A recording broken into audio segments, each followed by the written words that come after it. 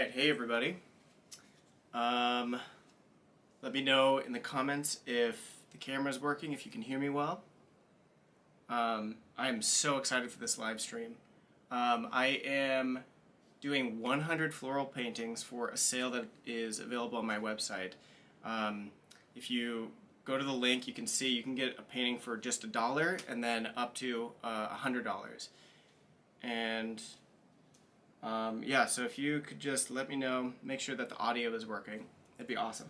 So this is one of the pieces that I'm working on. It looks like the camera's a little blown out, but let's see if I can fix that. It looks okay.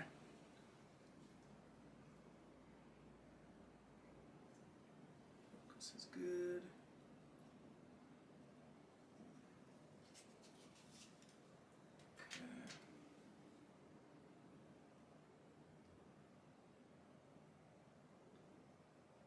Audio is great, awesome.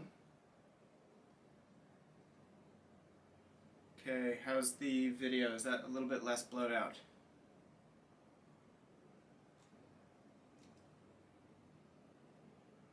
That looks pretty good to me.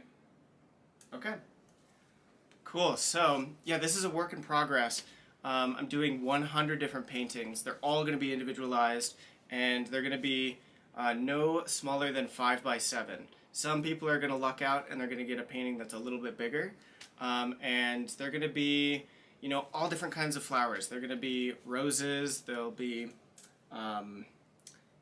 peonies, and let's see, what did I paint the other day? Poppies, and yeah, different color flowers. So what I wanted to do is give you a quick demo on what I'm going to do at the end of this painting, and then I'm going to start it over and do another version of this same flower, so you can see like the start to finish from drawing stage to this. And then yeah, so right now I'm going to demonstrate just a quick glaze. So we're going to start out with a little bit of walnut oil. This is walnut oil by Rublev, and I prefer using this for glazes because walnut oil it's slow drying, first of all. This is a gel, so I can put it vertically on my palette and it doesn't like drip down. And then it's a non-yellowing. It yellows the least out of the oils. Technically, linseed oil is a better binder, like it's the least likely to crack, but walnut oil, if you're oiling out or preparing a glaze, you want to make sure that it doesn't yellow over time. So what I'm going to do is use this makeup sponge, and I'm going to go over the surface here, and I'm checking if any of the paint is coming up. I was not using any liquid on this, so there is a chance that some of the paint could be a little bit wet. Yep, it looks like some of that green is wet, but that's okay. My goal for this glaze is to integrate the flower into the background a little bit better. So I'm only oiling out in the areas where I plan to apply the glaze. I kind of want to create a gradation going across the bricks. So I apply with one side of the makeup sponge, and then I'm removing all of the excess. I want the least amount of oil on here as possible. And also, if you have any questions, feel free to comment. I'm going to be using a variety of different brushes from different brands. And let's see, I'm going to start out with this Rosemary & Co. number 6 pointed ivory round. These are fantastic brushes. If you guys are interested in ordering any of the brushes that I used today, I'll be using silver brushes and Rosemary & Co. I have links in the description for discounts. I have affiliate links there, and yeah, I think you get like 10% off, which is pretty cool. Okay, so I'm grabbing a little bit of ivory black, ultramarine blue. I can go over the colors that I have here. I've got Titanium White by Williamsburg, Cad Lemon, Raw Umber. These are Winsor & Newton, and Old Holland. I love the Old Holland raw umber. It's like more on the gold side. And I put it next to my yellow because I consider it like a dark, neutral yellow. Then I've got this really bright pink, which is not a typical color on my palette, but I thought it would be kind of fun. That's by Holbein. I have transparent red oxide, that is by Rembrandt. Then I have burnt umber. This is Winsor & Newton. Sap green, Winsor & Newton. This one I don't use very often. It's called olive green. That's Winsor & Newton. I have ultramarine blue, and that's French ultramarine blue, Winsor & Newton. Ivory black, also Winsor & Newton. I use all different kinds of paint brands. This is just what I happen to grab. None of these are student grade. I think that's pretty important. Okay, so I'm going to start by creating a gradation from light to dark on the bricks. And I also want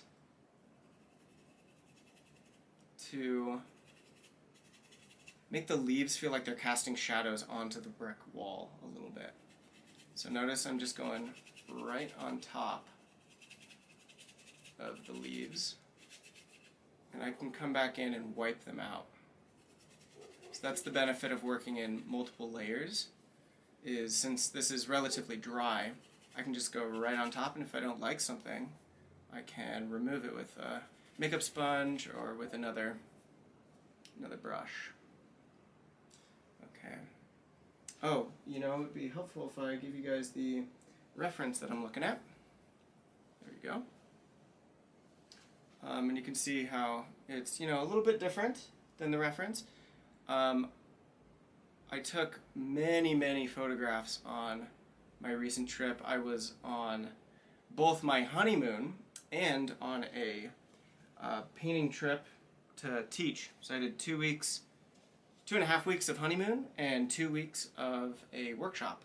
I was teaching a workshop with Dan Sprick through Rome Art Residencies. And I plan to do that again. I'm not sure if Dan will be teaching next year, but I will definitely be out in Rome again. So if you're interested in that, you can make sure to follow Rome Art Residencies. Go on their website, etc. Okay, I can see that the paint's kind of coming up there. That's okay. Grab a fan brush.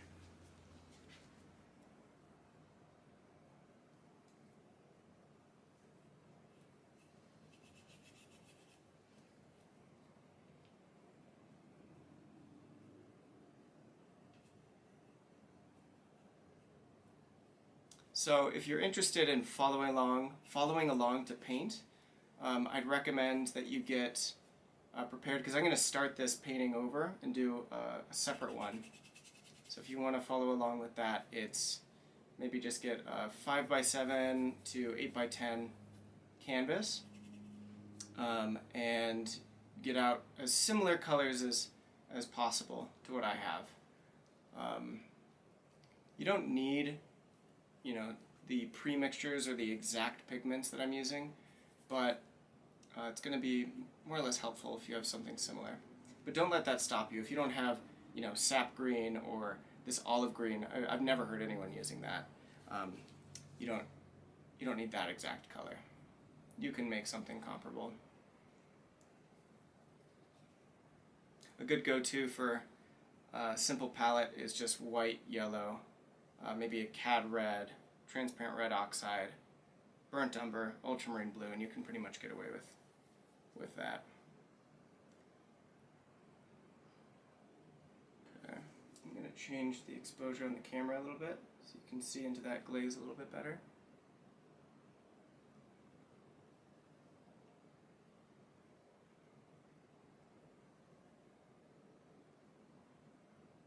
So my working process is going from light to dark and then back to front.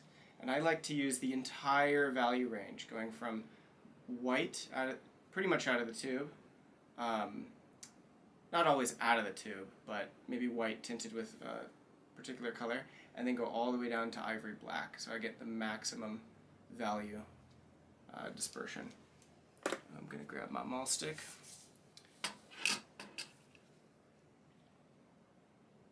Let's see, Ian, do you have any recommendations for free online photo references? That's a good question. I I'm starting an online atelier, an online art school if you'd like to join. I can only take on about 7 students, and I'm going to be having my own photo reference library on there. So if you're interested in that, you can go to my website, tannersteedart.com. But for the meantime, honestly, I would recommend staying away from using other people's references. I think you're going to be much more motivated to continue working on something that's really hard, as in just the act of painting. Painting's really, really hard, right? So if you take your own pictures and it's coming from your own life experience, you're much more likely to get through the hardship of working on your painting. Now, if you're interested in, painting animals and maybe you don't have a zoo nearby, I could understand why you would, need someone else's pictures for that. But that's a great question. I will be providing some really cool pictures that I got in Rome, of both architectural features and some casts I saw out there. Not only Rome, but I went to London, and whilst there I visited the V&A Museum, and gosh, if you get a chance to go to London, you have to check out that museum. It was absolutely spectacular. They had a room full of casts from 19th century casts that are used for art students for the Royal Academy to go there and do copies of these masterworks. So they had copies of Pietà, they had the David, they had Roman columns, that like life-size Roman columns in the museum that you could go and copy. And I had just come from Rome, and honestly, I was in Rome and Florence. Honestly, the copies were just as good.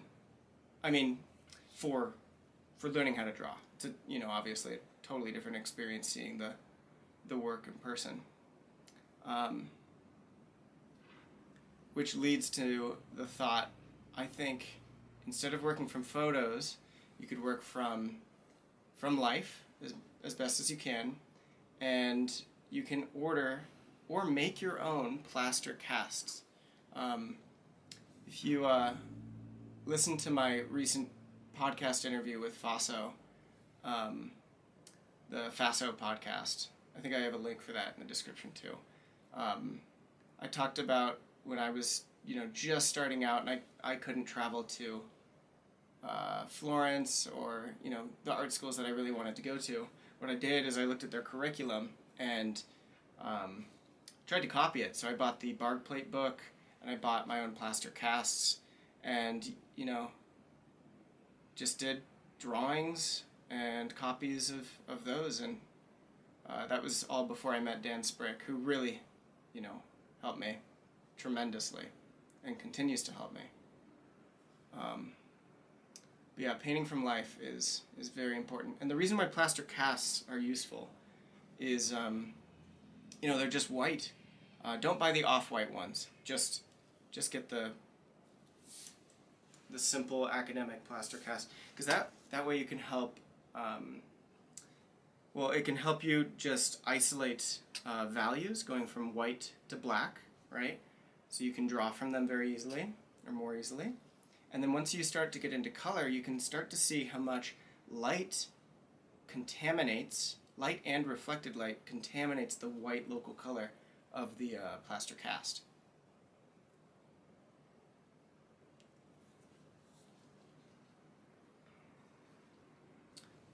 Okay, so the stem is touching the wall. So here's a little tip. Shadows, when an object is casting a shadow, the further away it is, the more diffused and soft the shadow is going to be. Hence why these shadows out here are kind of, not very specific.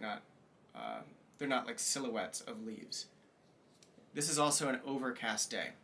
So on an overcast day, they're generally very, very diffused, very soft. But the closer the object is, like let's say the stem right here, it's kind of tough to see, but this stem is going to have more of like an occlusion shadow, something that's significantly darker and more precise, as in it'll look like the silhouette of the stem touching. And I'm just using ivory black and that ultramarine blue. On an overcast day, the world is in shadow. So all of the shadows that you're painting in the shadows are very, very diffused, very soft. Those are my favorite days to paint outdoors. I can also maybe add little occlusion shadows at the bottom of some of these bricks. Doesn't take too much.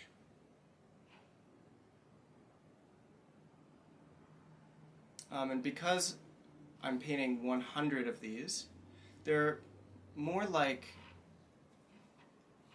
oil, they're all going to be original oil paintings, but they're going to be more like sketches. As in, after this session, I'm going to be done. And then this is going to be one that someone's going to receive. Maybe you're going to get this one, Ian.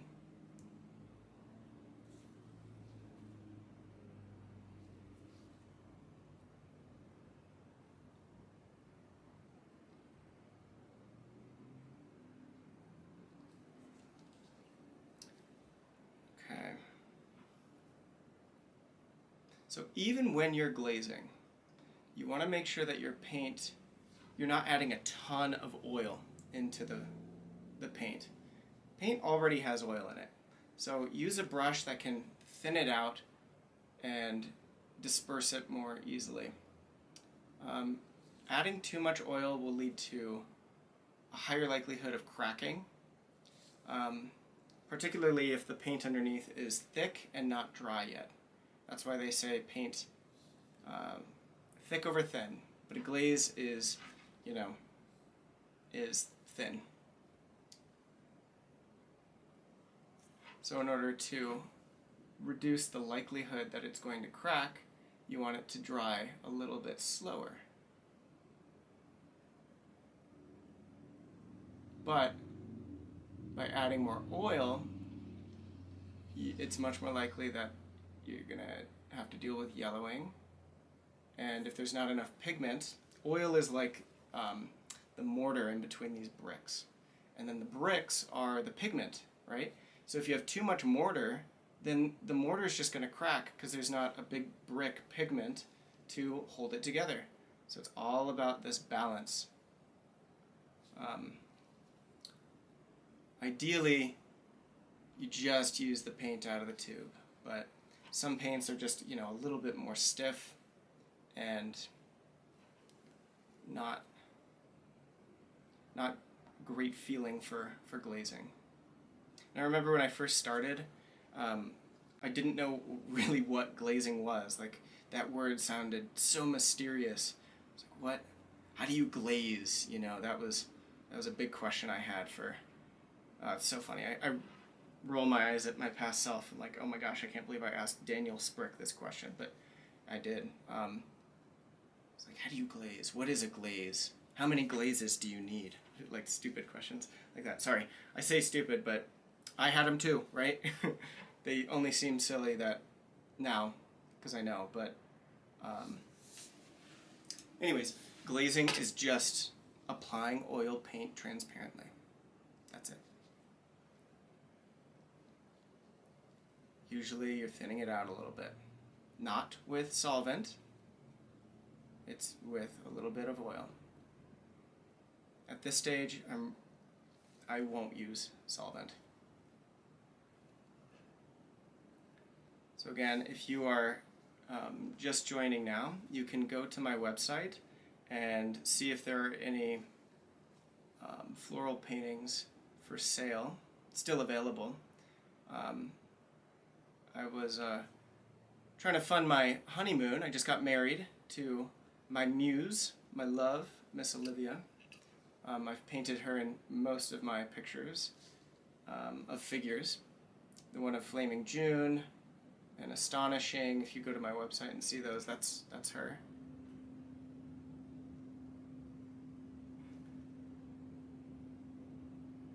So yeah, we just got married in Colorado at a freaking castle. It was so cool. Feel very fortunate.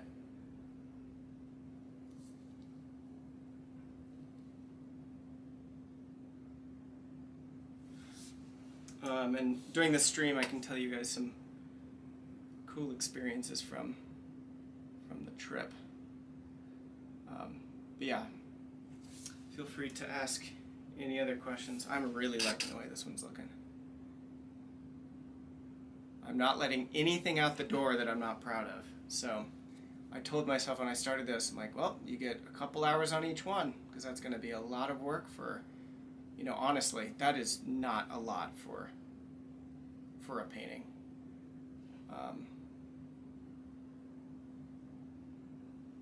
I mean, you can go to my website and compare my normal prices. I'm not going to be able to do this again. This was just a special opportunity to help fund the honeymoon and the wedding. Sweet. I get some questions about my maul stick. I love using maul sticks. This thing is just, I think it was like a curtain rod at some point, and I just put a screw in the end. And that helps balance my hand so I can draw a little bit more precisely.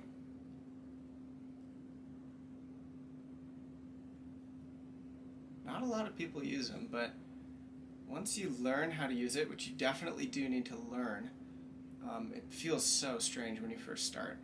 It becomes like an extension of your arm. You're painting with both hands simultaneously, and it's really cool.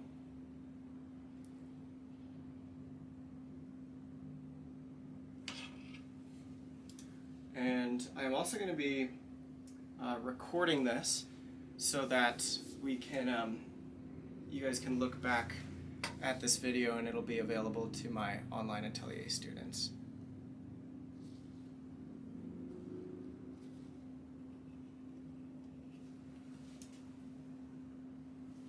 Okay, like that. So all of these shadows in between the leaves are going to be nice and soft.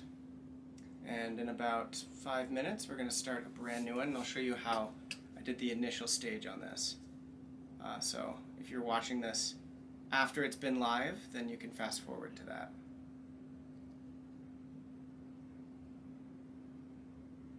I'll leave a timestamp so you can see it.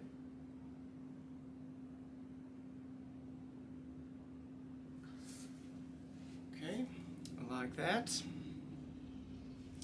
Okay, let's start a new one. I think that one's done. What I plan to do is I'm going to sign all of them simultaneously. Just have them all lined up. So let me set that one down and grab. Yes, I just tripped over my dog. Sorry, Watts. Okay, so here's my little 5x7. Take my gloves off. I always wear gloves because I just don't like getting dirty. Okay, so we're going to start out with a little bit of vine charcoal. And I'm going to position the flower, you know, a little bit down and to the left. And I painted this a couple times as an experiment and for the floral sale. And I liked it a lot more with this flower up here. I have one that I made, that I edited. I ended up adding it afterwards. I think it needed that balance. Let me slide this over. Make sure this is in frame.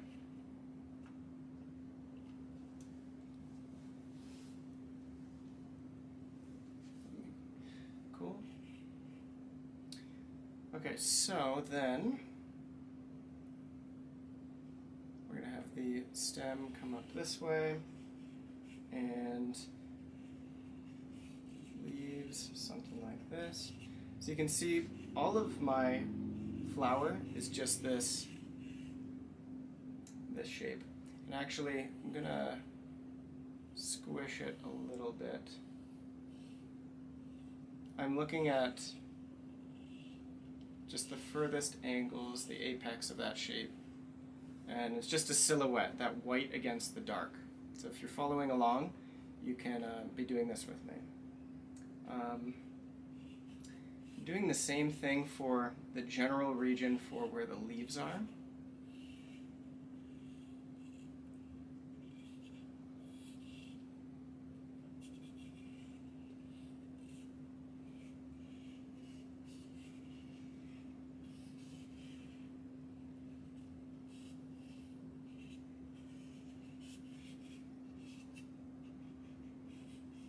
And I'm ignoring all of the internal, here let me change the thing. Okay, I'm ignoring all the little holes in between the leaves. Okay, the importance of that is to simplify the scene as best you can.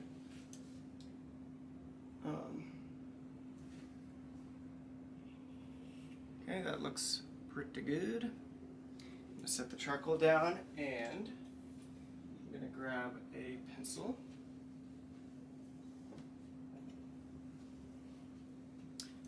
Just have a number 2 pencil.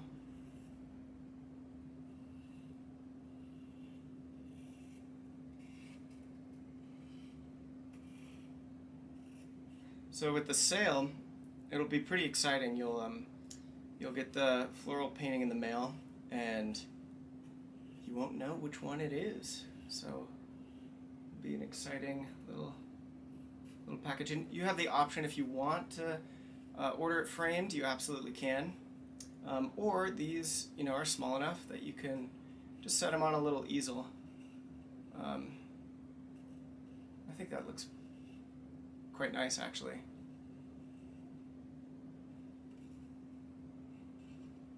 The surface that I'm working on is oil-primed linen by Centurion. I just get these huge panels off of Jerry's Artorama and cut them down into custom sizes.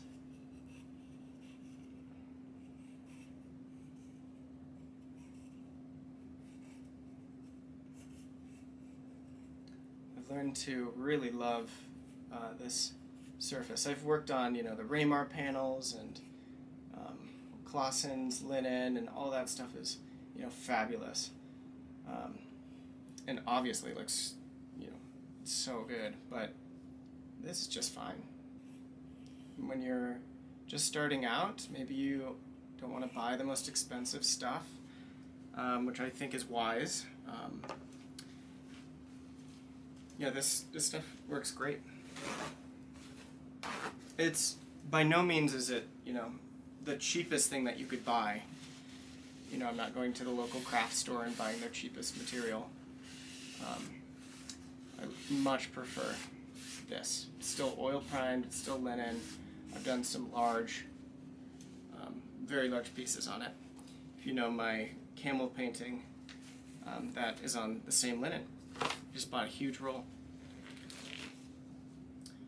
Okay. So, again, comment if you have any questions. I just did charcoal and pencil, and this recording is going to be uploaded on my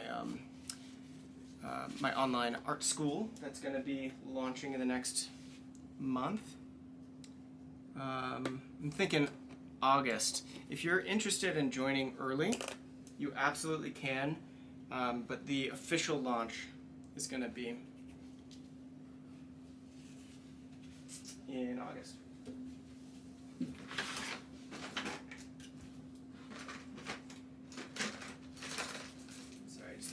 brushes out. Okay, so this brush, fresh out of the package. Thank you, Silver Brush. This is a Silver Black Pearl. These are, honestly very inexpensive brushes. I love them to block in. This shape is the Filbert. It's the 6403. Really nice brush. When they're just out of the package, they're really hard. So I'm going to open up my solvent, which is out of sight, and just kind of swish it around in there. Break up that glue I think they put in there. There we go. Okay, and so I'm going to work light to dark, then back to front. So, lightest is obviously the flower. And you know what? I'm going to introduce just a little bit of phthalo blue. I'm going to make the lightest lights very, very blue. So I'm grabbing my palette knife. I only need a molecule of this stuff. This is Winton. Phthalo is so potent that I don't think you need to buy, the regular phthalo. This is the cheap student grade Winton. It's just fine. Okay, now I'm going to mix my titanium white with a little bit of the blue. And look at that. This is the student grade, and that was barely any. And that is way too blue. And this white that I'm using is my favorite white, titanium white by Williamsburg. And it is a very opaque, it's the most opaque white I've used. Which is excellent for alla prima, excellent for blocking in for your first layer. So I'm actually going to get a little bit more out.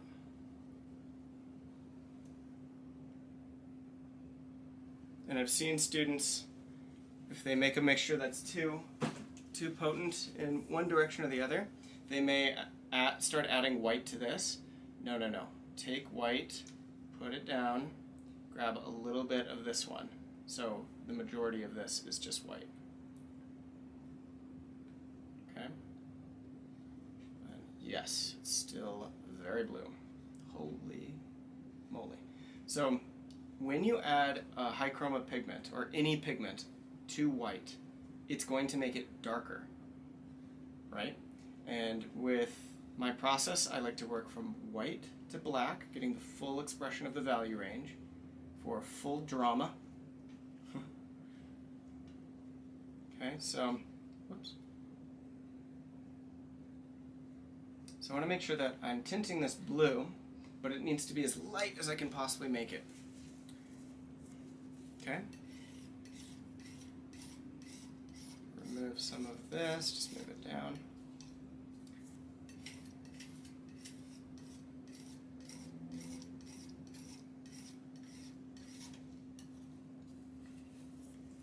So in the online school, what we do is we meet up once a week. What we're going to do, right, hasn't launched yet, unless you want to join early. We meet up once a week where you follow along with a lesson like this, and you can also access all of the recordings from previous classes, as well as all of my fundamentals videos. And then once a month, we meet up for a one-on-one coaching session. And during that, you can tell me, what your personalized goals are, and you can send me your artwork, and I can paint directly on your artwork using Procreate, which is such a cool feature. Procreate is just an app on the iPad, if you haven't heard of it. Okay, so what I'm doing is I'm creating a gradation from light to dark. If you look at that flower, it's lightest at the top right, and it's slowly gradating, going a little bit darker, and there are some hue changes. So right now I'm focused on the center of the flower. The center of the flower appears to be a little bit warmer and a little bit darker. So I'm going to grab some raw umber, some of this pink. If you don't have pink, you can use a molecule of cad red, and then I've got a little bit of this yellow.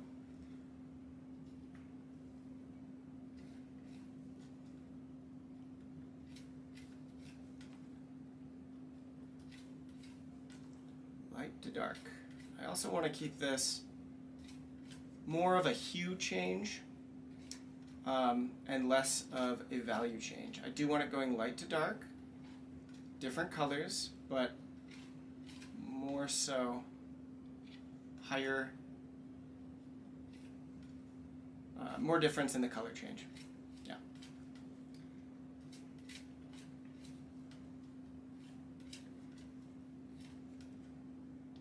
More pink.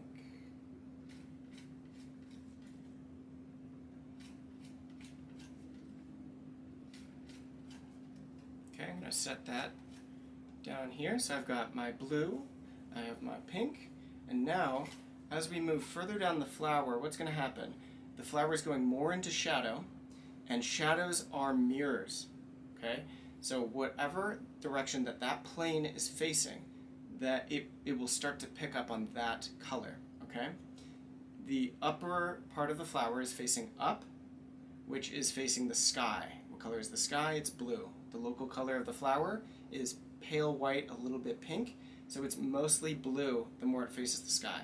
As it moves away from the sky and faces forward, it's not really getting a ton of reflected light. It's actually me, in front of it. So I would consider that more of the local color of the flower. And then as we move down further, it's going to be facing the green leaves. So I'm going to grab a little bit of this blue, and a molecule of sap green. Okay, and maybe even a little bit of the pink. So this is going to be the greenest version of these three colors. Comment if you have any questions about that.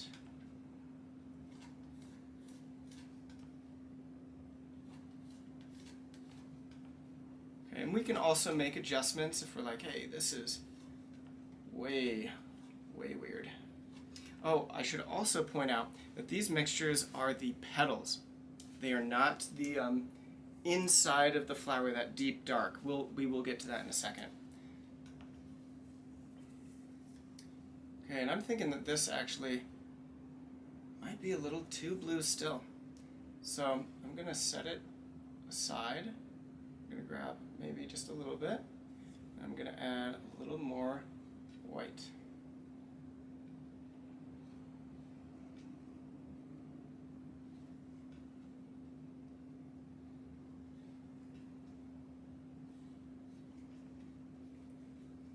Okay, now for the fun part, we're going to block in just the flower. We're working light to dark, back to front. So lightest is the flower. I'm going to open up my solvent can. I only use solvent in the very first stage. And when I'm using it, I open the can with one hand, dip my brush in, and then I close it again because I don't want too much exposure to that.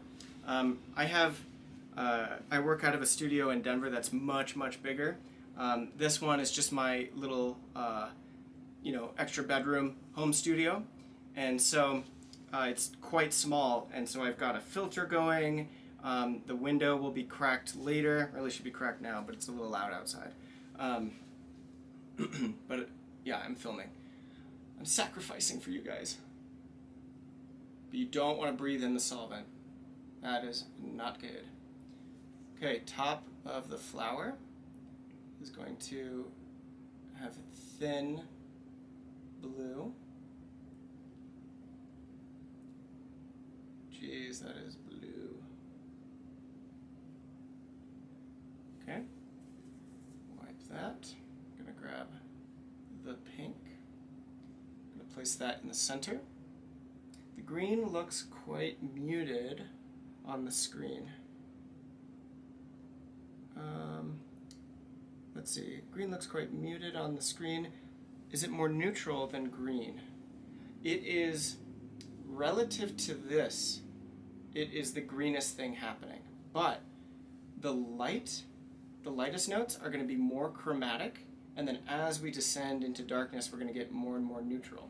So when I put that up here, it's going to look green relative to the rest of the flower, but it is not going to be anywhere near as green as the leaves surrounding it. That's really important. Because if you think the blue sky, the cloudy sky actually, is bouncing off of the leaves, and it's, not a very powerful light source. So it's bouncing off the leaves and influencing it a little bit.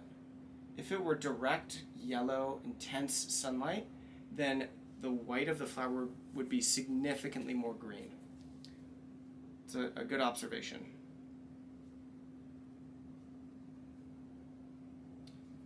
Okay, so notice I just laid in that pink and I did a little zigzag. Okay, now I'm going to lay this one down.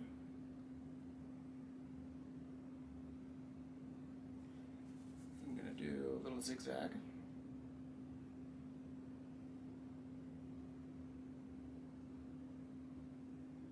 So I'm creating a gradation of value and hue. I'm going to go through this a couple times. Look how I'm stroking through that gradation. Wiggle up here a little bit.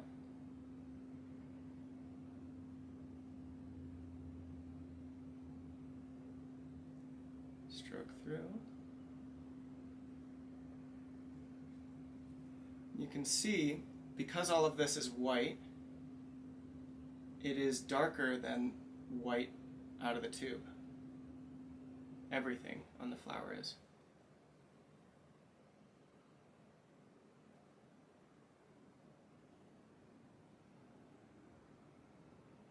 So this is thin.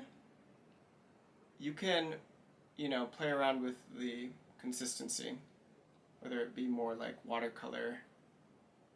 This is a little bit thicker than watercolor. It's definitely not dripping, but it's not super thick paint. Nowhere near a Van Gogh chunky,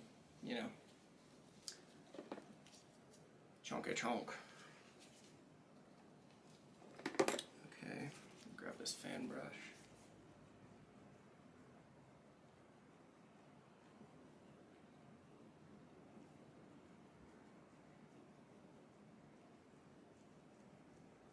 Just kind of smooth that out. Fan brush is also picking up a little bit of extra paint, which is good. And when I'm doing this, I'm going over the pencil lines. I want to paint on top of that. Okay, now I'm going to clean this brush using my solvent.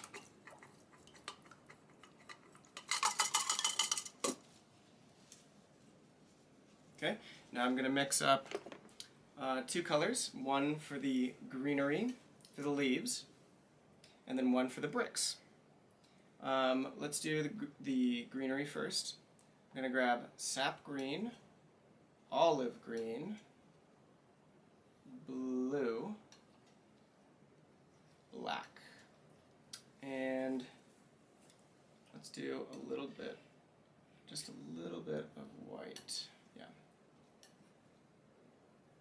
By adding a little bit of white, it'll prevent us going all the way down to black, and really black out of the tube is as dark as we can get. I want this to lean more on the earthy blue-green side. Just like the reference, that is not a candy-coated green. It's very, very earthy. And when I add white and blue, they're going to be, a little bit lighter. So think of this as kind of like the shadows, the darkest parts of the leaves. Okay, and I will be painting this much more transparently than the flower to make sure. So as you paint transparently, it's going to be lighter than it would if you painted it opaquely, because we're working on a white canvas. In like a classical atelier, you may stain the canvas to be one color or the other. I am not doing that to maximize the glow internally from the paint. The white surface is going to reflect much more easily with transparent colors, and actually end up being brighter than if it was a raw umber. Because oil paint over time becomes more transparent. So if you've got brown or a neutral gray, then that isn't going to reflect quite as much, right, as white. So your paintings over time are going to get darker and darker and darker. Okay, so now we're going to do the bricks, and I'm actually going to take a little bit of this green white.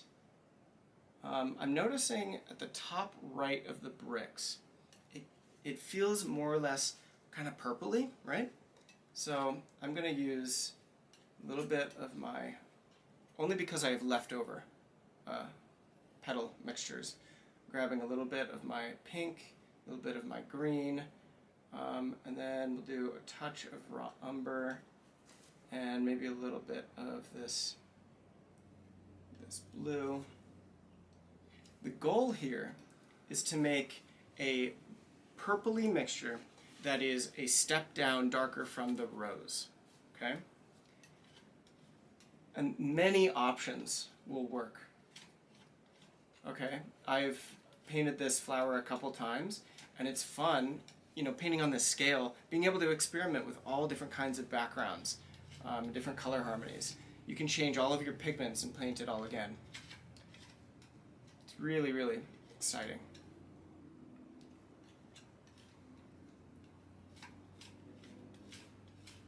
So I need to make sure that this is just darker than the flower itself, because when we squint, right, we squint to read value. If you squint at the flower, it is lighter than the leaves and it's lighter than the bricks. When you unsquint a little bit, you can see that the leaves are darker than the bricks. And if you watched, you know, the beginning of this video, you saw that I glazed the bottom left corner, which I will likely do with this one too, because I just like that effect. And you could do it alla prima, but you know, I think it's more efficient to and a better outcome if you do it in 2 layers. For me, just for this. Okay, so we'll do that. I've got a clean brush, relatively. It's a little contaminated by that phthalo blue, but that's not necessarily a bad thing. So remember, my process is light to dark, back to front, right? So I'm going to take my solvent, put the lid back on. We're going to thin this out. And, oh, you know what I just realized? Is I didn't paint that little flower up top. So I'm actually going to pause, grab a different clean brush. This is a Rosemary & Co. Pure Sable, Series 81. It's pretty old. It's kind of in rough shape. I'm going to need to order a new one. If you guys are in the mood to order new brushes, you can go to Rosemary & Co.'s website and use my affiliate link. During checkout, it asks if you have an affiliate code. It's just Tanner Steed Art. I love sable brushes. Excellent for florals, for portraits. So I'm doing the same gradation on this guy.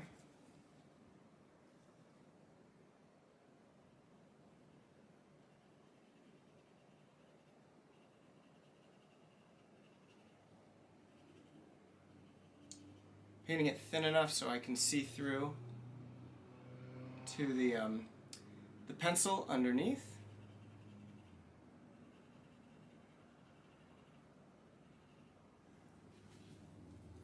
And if you guys have any questions, happy to help. See some new people have joined.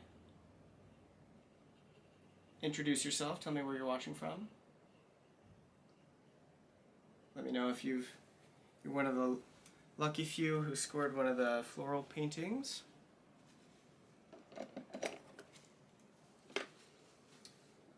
Okay, now I'm going to go back to my bricks.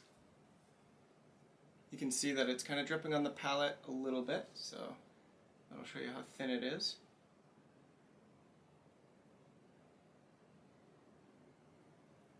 Okay, I'm just laying that down as a test. What I'm looking for is it darker than the flower? Absolutely is. And I think we could go, yeah, actually I think it's pretty good. This one's going to be a little bit different. If you are working in multiple layers, I always will encourage you to go lighter in your first layer, because if you plan to glaze or scumble on top, it's likely, well, anytime you glaze, you are making your painting darker.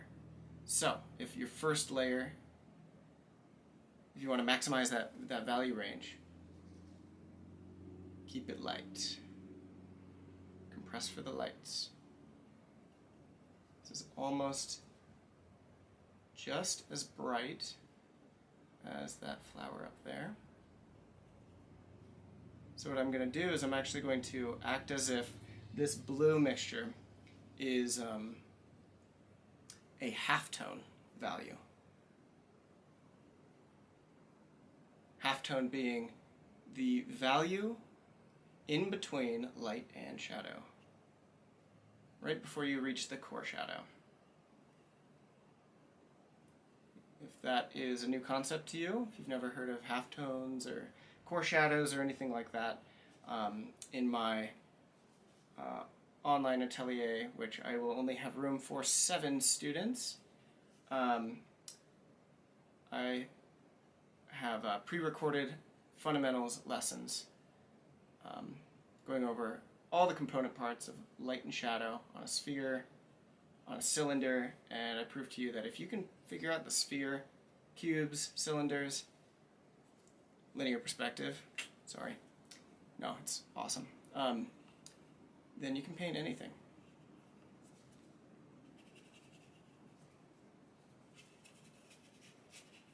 So this is much lighter than the previous rows. If you go to the beginning of the video, you can see that it's much lighter.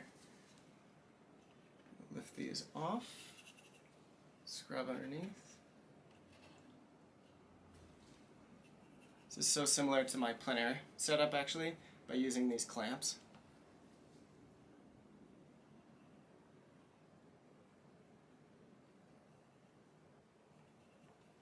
Yeah, if you want to see what the end product of this is going to be, it's going to be more or less like the beginning of this video, if you rewind.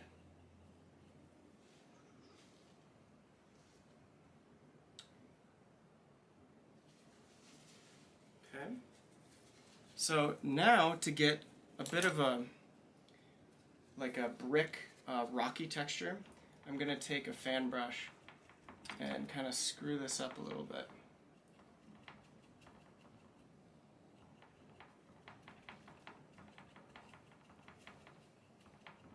You know, what the heck? Why don't we try to do that gradation? Just a little bit of a gradation. So I grabbed a little black, a little brown, maybe a little raw umber. And if we think this is in shadow, right? So it's going to be darker, and it's going to be just a little more green. So I can grab maybe a little blue. I'm just stabbing.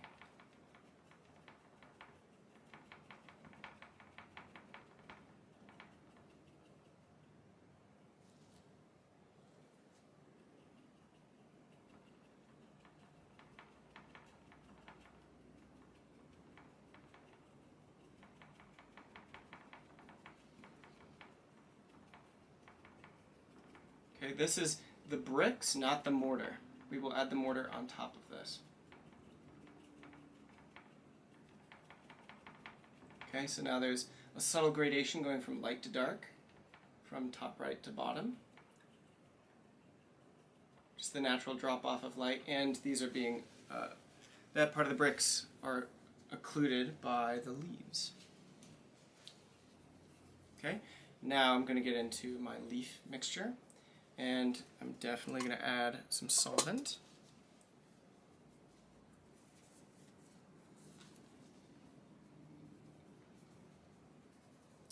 Let me know if you want me to go over anything again. Moving quick. Okay, so my initial drawing with the flower was, very much generalized, like a kind of a hexagon, maybe a few more facets than that, a few more sides.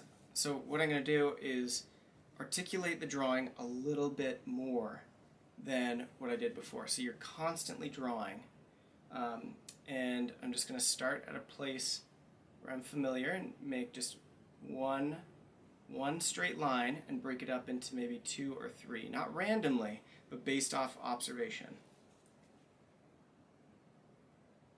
Okay, see a little petal there. And the cool thing about flowers is you can really, you can invent them. We do have the likelihood to do the exact same pattern over and over and over again. So be aware. Get more solvent.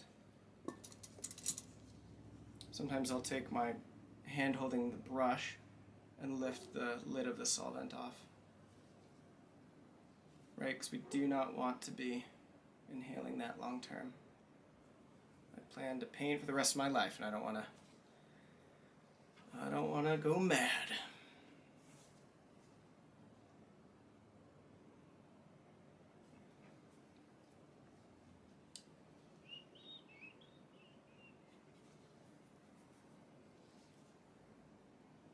Okay, if I see a leaf, I will generalize it by starting at the back of the leaf and then flick out to do the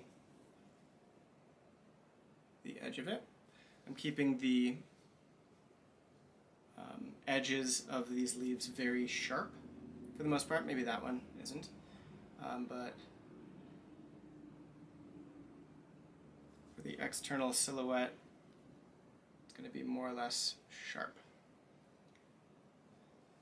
Now, it is very important that you cover up all of the white. You don't want to leave anything in between. So notice when I'm making these brush strokes, I'm going over the rose drawing or going into the brick.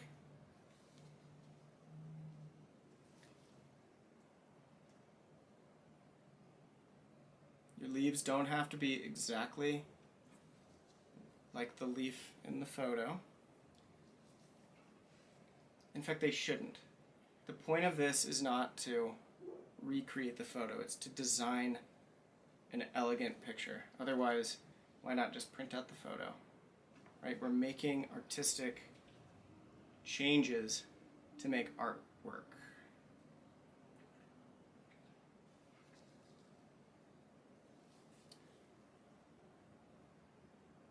When you're first starting out, don't worry about that. Don't worry about composition. Just try to recreate what's going on in front of you. And then once you understand that, then you can start making stuff up. That's when you make art.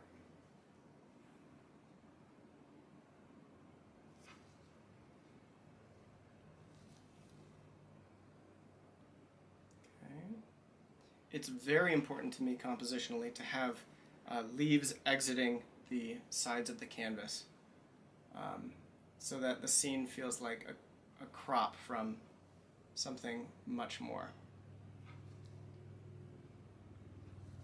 It's just a component part in a larger world.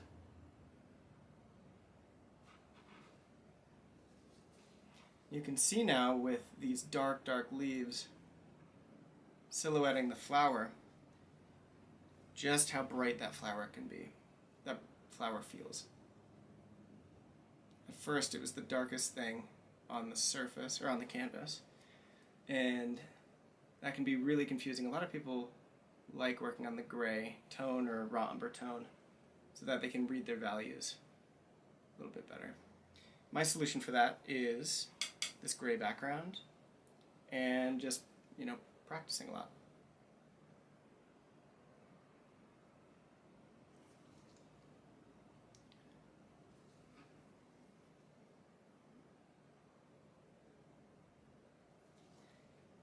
So I'm still using that filbert. This is the Black Pearl 6403 number 6 by Silver.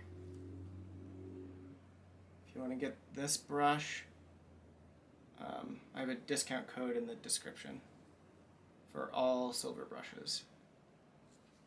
And rosemary.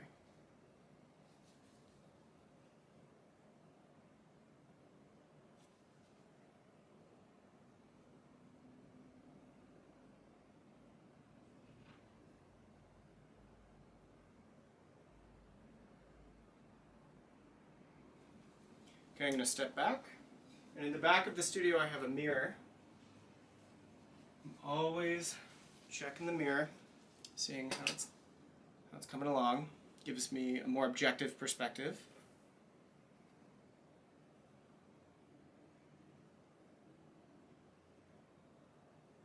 You can let me know if you have any questions.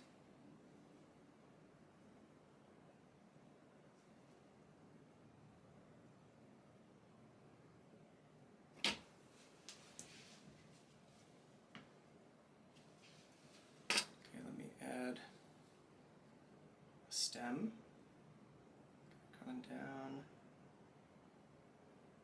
through here.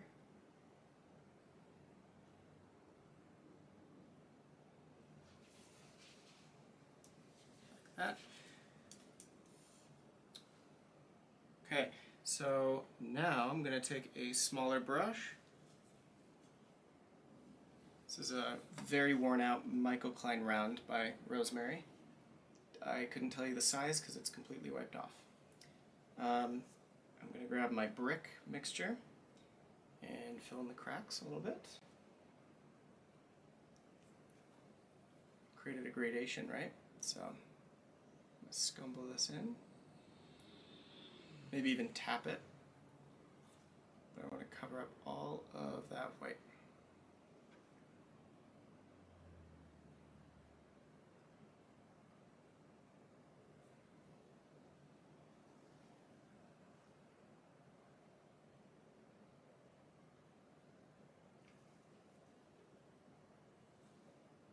Oh, and I just sent out a newsletter, so some exciting things on there. Boop. There we go. How are you keeping the brick color from contaminating your dark leaves? That's a great question. So the brick color is lighter and thinner, and the leaves are just a little bit thicker. It is also really important, in my left hand, this is essential, that's a great question. In my left hand I have a paper towel, and after every single brush stroke I'm wiping my brush because it very likely is contaminated by a little bit of the brick.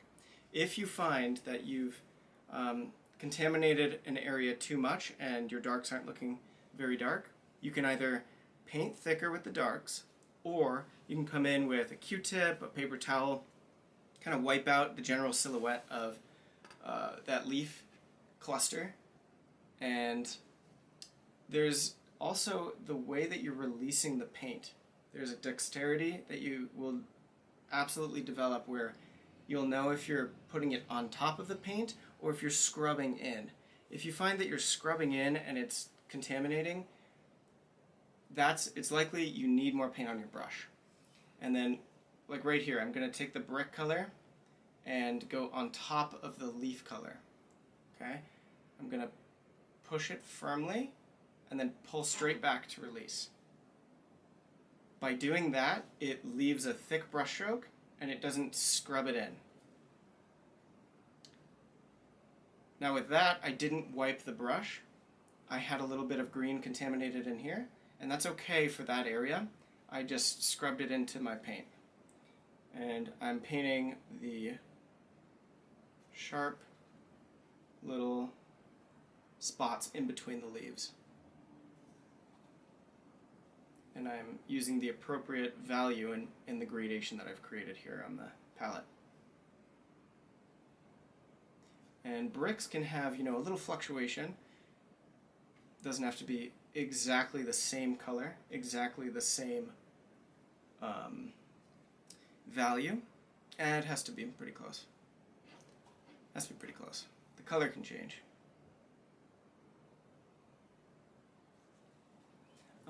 It's also important that your brush is snappy. What I mean by that is it releases the paint and doesn't scrub in. So look at your brush, see if it's a soft bristle. If it's softer, you're going to have a much easier time releasing the paint.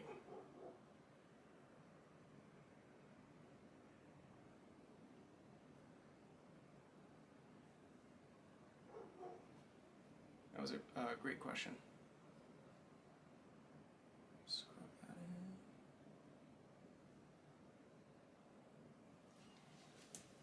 in. Okay, light to dark, back to front. Now I'm going to go on the inside of both of the flowers. Actually, I need to be a good example and make sure all of these white notes are completed.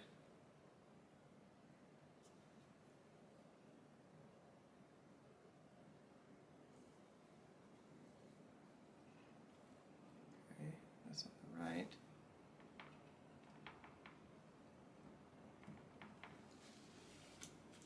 You can take a paper towel and remove paint to make it lighter.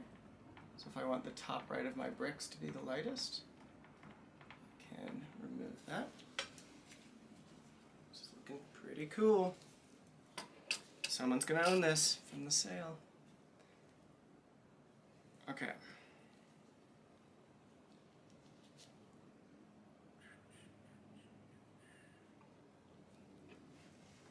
Okay, so now I'm gonna go in the center of this flower. So you've noticed probably that I've been mixing with my palette knife. I will also mix smaller quantities with just my brush. The center of the flowers is going to always be darker and I find generally warmer. And the reason why that is the case is the flower is being lit by some light source, and a lot of that light is getting trapped in there, and there's subsurface scattering, bouncing around. So anytime you have like a pinch or a fold in the flower, it's going to be darker and warmer. In this case, it's going to be one of two versions.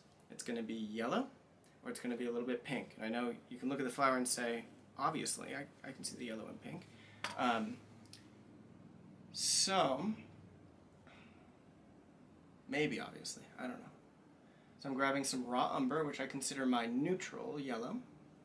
And I also like to place it on my palette where it's going to exist on my painting. So I'm putting it next to the, let me change the exposure. That was good. Maybe that's too dark.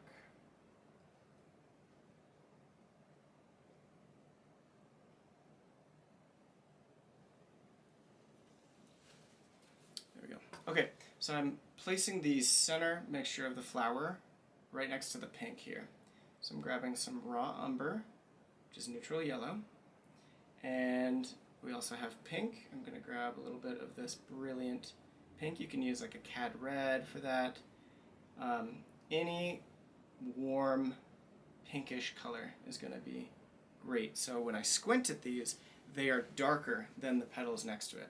That's the most important. Okay, I'm spinning my brush to get a point.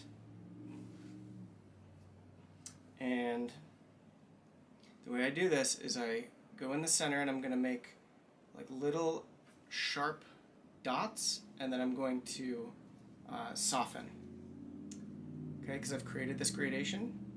So I'm squinting down, I'm going to locate where this pink stroke is. Right there.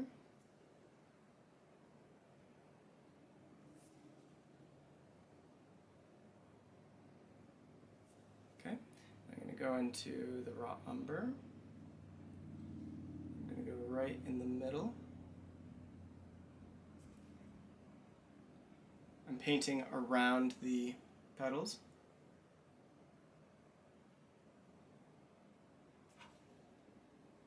Okay. just saw an email come through. Someone's asking about the online atelier. Fantastic. I will respond to that after the demo.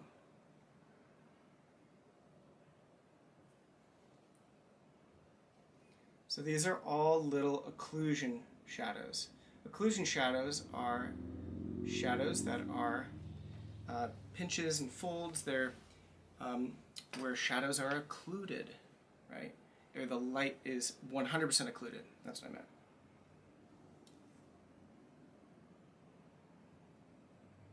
Notice that I am only able to get a single brush stroke out of each of these.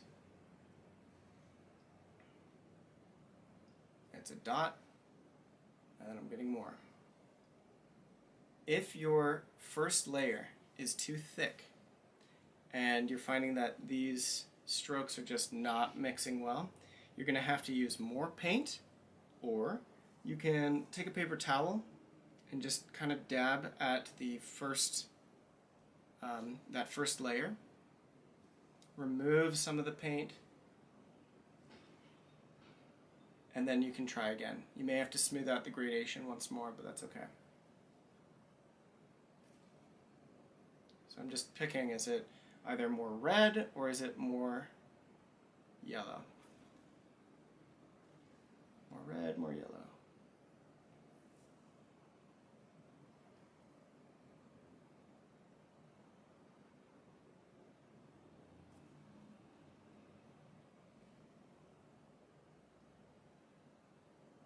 And I know flowers are tricky. Hi there, Mr. Fran 1972. Let me know if you have any questions. What I was saying is, flowers are very tricky. You very easily get lost in them, right? So find one petal, could be maybe the silhouette, could be right in the middle, and just say, okay, I know where that one is. Then start crawling your way out of that, and my eyes are constantly flicking back and forth between flower, painting, and you're making these tiny little comparisons, and it's a memory game, truly. You're trying to remember and memorize the positioning of that. This is a fabulous way to train yourself to get better at proportions, and this can absolutely benefit your portrait work. Just look into Fantin Latour and all the things that he said about floral painting and what people said about Fantin Latour. Speaking of him, I got to see several of his pieces while I was in London. Let's see, it was at the V&A. I saw a couple. And maybe the Tate had one? Definitely saw Waterhouse. Yes, absolutely. So, my palette is Zoll oil paint, right? I have titanium white, cad lemon, raw umber, brilliant pink, transparent red oxide, burnt umber, sap green, olive green, ultramarine blue, ivory black. These are all the paints out of the tube. These are my pre-mixtures. And they vary in brands. Williamsburg, Old Holland raw umber, and I think the rest are all Windsor and Newton. Oh, except for that brilliant pink, which is not usually on my palette. It's a Holbein color. So what's cool about the online atelier is all of the classes are scheduled so that if you are in Italy, if you are in somewhere in the US, everyone can make the class. You may be, meeting up in the evenings if you're in Europe, or if you're in the US, it'll be in the mornings, but you'll start to make some international friendships, and very excited. umber.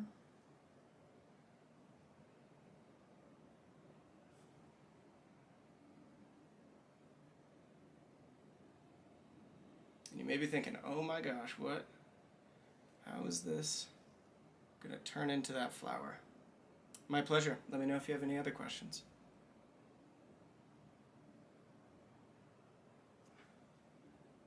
Okay, so I'm adding a little bit of cad lemon because I'm noticing a higher concentration of a higher chroma mixture kind of in the center.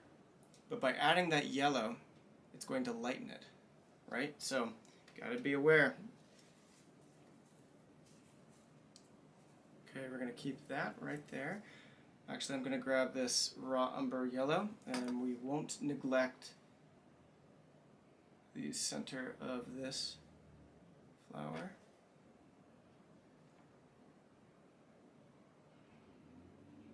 And this is just a little sphere. Everything boils down to just spheres, cones, cubes, and linear perspective. It's all just the fundamentals. So that's a little sphere. I'm just adding the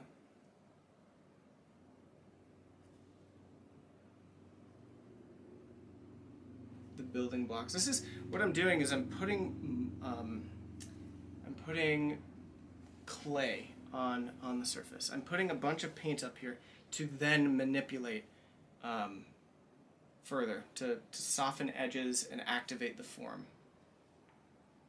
Getting clay on the wheel, as they say.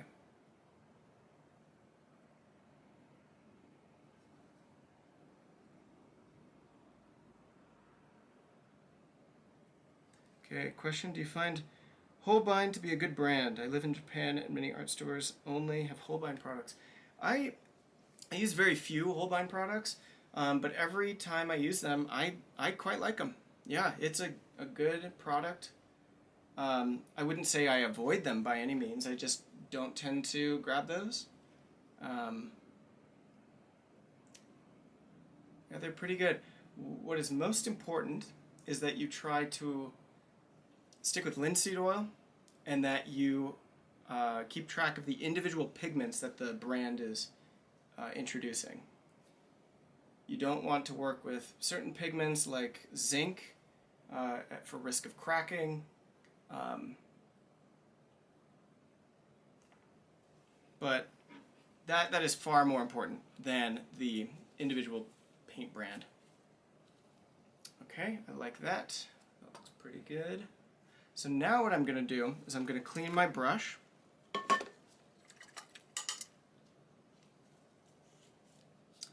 Sorry, I just pulled on my mic. Can you guys confirm you can still hear me? Just comment, yes, I can still hear you.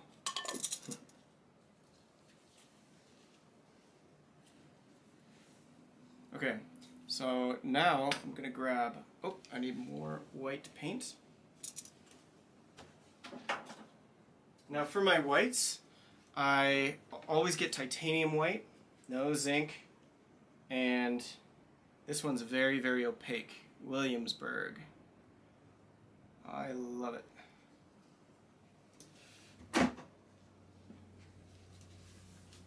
And I can squirt out these, huge piles of paint, but I prefer to have too much paint left over than to be, skimping and not have enough to paint with, And I paint all day, every day, so I know I'm going to use this stuff. If you are worried about wasting paint and you want to preserve it, maybe you don't paint every day, you can take your paints and put them in in a spare refrigerator. You can get a mini fridge just to hold your art supplies. That's something I've done. And this is plexiglass that I'm working on, just clamped up to a gray board, so it's transparent. Okay, so what I'm doing here is I'm making a lighter version of this phthalo blue, and I'm going to put in the lightest notes. I said before that this is now my halftone. Okay, and I'm going to go lighter and thicker, creating impastos, which creates glare, right?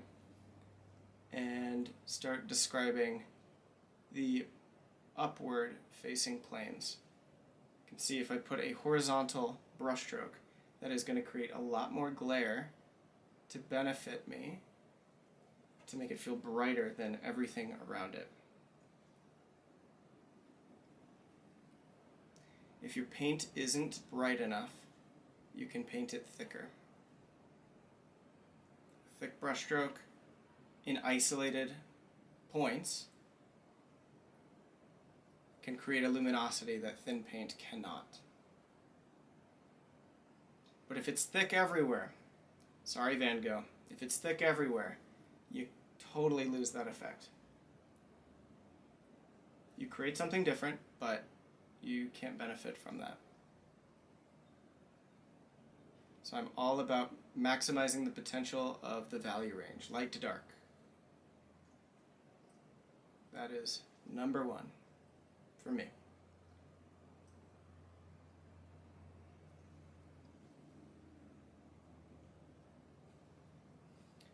So I'm looking around the silhouette, noticing points of highlights, and the highlights are glare from the light source,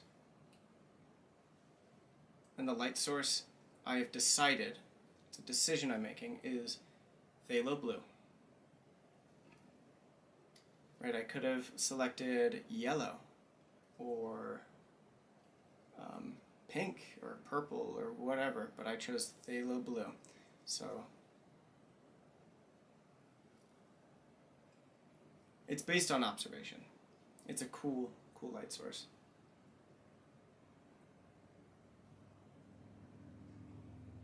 Okay, this note right here, this petal is a little bit brighter.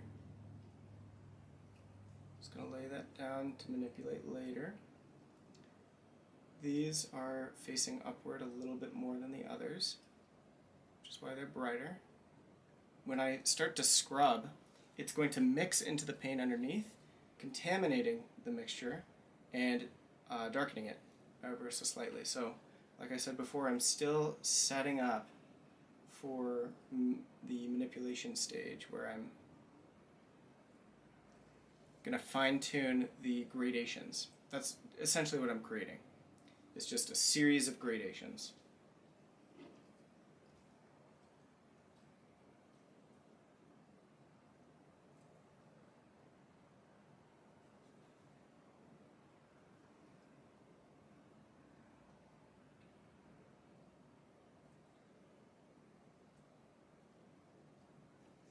Notice that most of these strokes are going in the same direction, and that's because I'm painting the exact same plane in all of these spots. They're upward facing. So every time, in one of my fundamentals lesson for the ATELIER class, we discuss direction of light and how that affects every object that you're painting.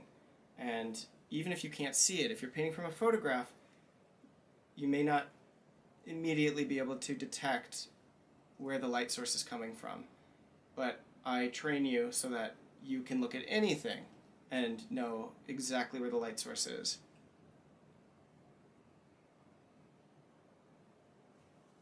And then when you get good at that, you can just make it up and say, oh, what if the light is coming from the right? Or from the bottom? And then you can get better at drawing and painting from imagination.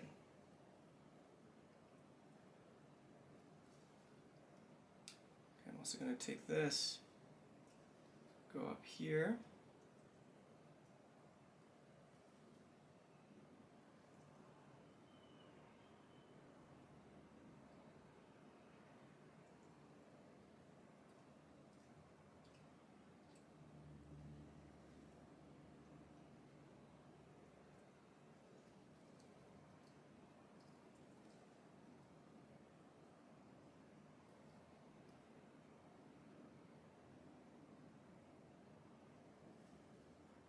paint with my brush has a little bit of blue on it, so when I mix it into the titanium white, it's contaminating the white a little bit, so it is still not pure white. It's white with a molecule of phthalo blue.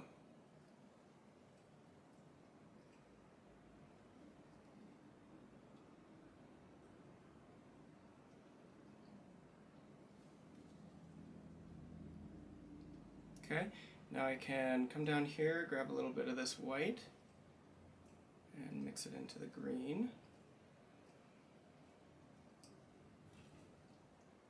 Like that.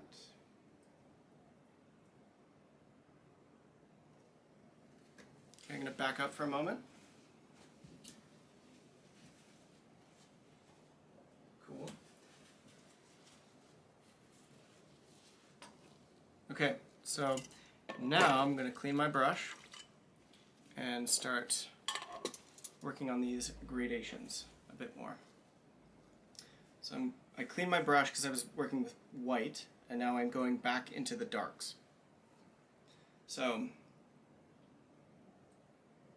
if you have trouble with contamination, it may be wise to use a different brush for each mixture.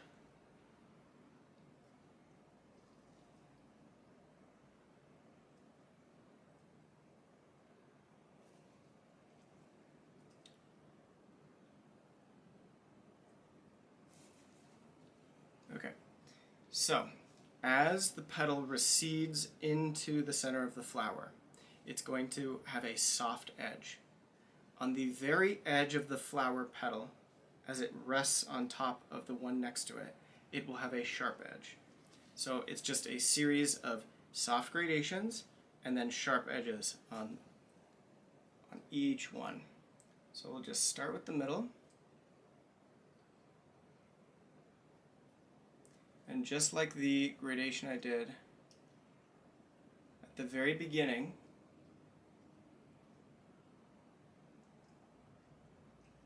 with the blue, pink, and green, I'm just going to do that little wiggle. If it's more like a cylinder, it's going to have a soft edge.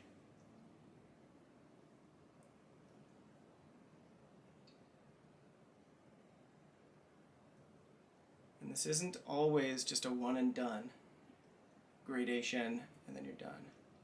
We may have to apply more paint.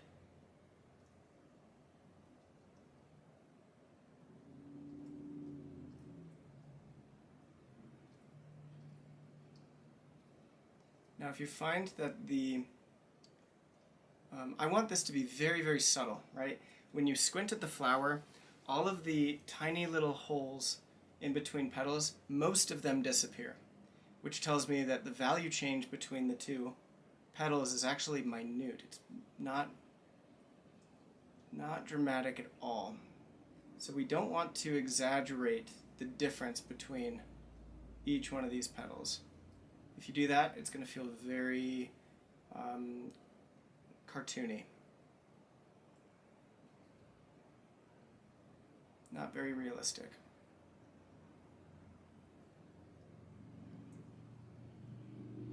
I can actually also go to the outside of these petals and bump into the green. The green is going to be influencing some of these shadows. So I can directly pull from the green and maybe with a little bit of brown to start carving out the shapes of the petals.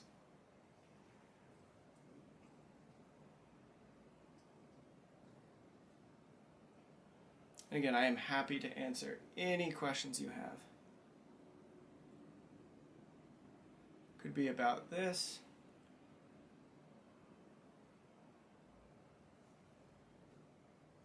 Could be about something else. I was talking about Fantin Latour earlier.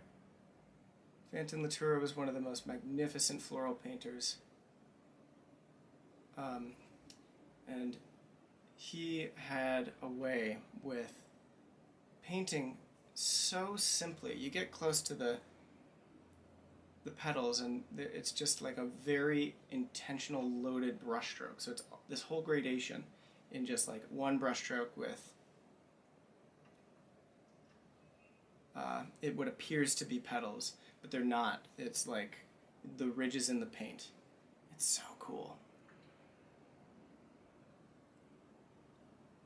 I'd like to do a video for my atelier class where I do a master copy of one of those, because this technique is definitely different than what Fantin Latour was doing. One of the best ways to learn how a painter did what they did is to do master copies. I've done many, many, many master copies, and I'll probably do more.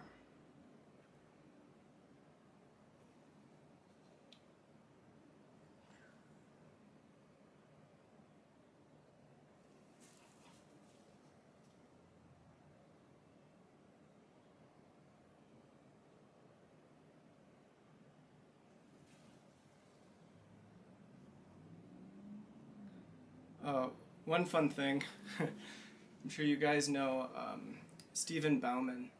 We met up while in Rome, and I got to see his new house and new filming setup. That was so cool, very inspiring. It's like, when I get home, I'm gonna fulfill my dreams of building my online art school. This is something I've been thinking about for quite some time, because Olivia and I plan to move to Europe, and I want to be able to stay supporting all of my local students here. Let's see. Ian, you said, would you consider Latour's approach more indirect? Is that why it differs from this process? I would say indirect means multiple layers. Direct means alla prima, all at once. It's hard to say. I think they give the illusion that they are more alla prima because of these, fancy brushstrokes, but I absolutely see evidence of him glazing. So technically, they are indirect.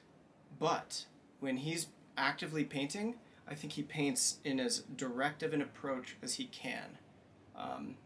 He was around the time of Monet. He was friends with Monet and Degas and, Sargent, and so direct painting was extremely popular. He's one of the very few Impressionists that really impressed me. I would consider him, I don't know. Someone look that up. Is Latour an Impressionist? He's always hung with the Impressionists. You get close to them and they're brushstrokes, and the piece just disintegrates into brushstrokes. But they hold together and they're so fabulously realistic. They feel so real. Whereas Monet, I would not say they feel real. They feel like his own world. Van Gogh, not realistic at all. Very stylized. They're beautiful for his own style, his own vision. And Fantin Latour has his own vision, and it just happens to be much more naturalistic. It has to do with the palette. The application is very loose, but his palette is much more reserved and classical, I'd say. He had a lot of transparent, washy backgrounds. That's kind of coming back into style. You can see contemporary painters like Alex Venezia and Michael Klein doing that washy background.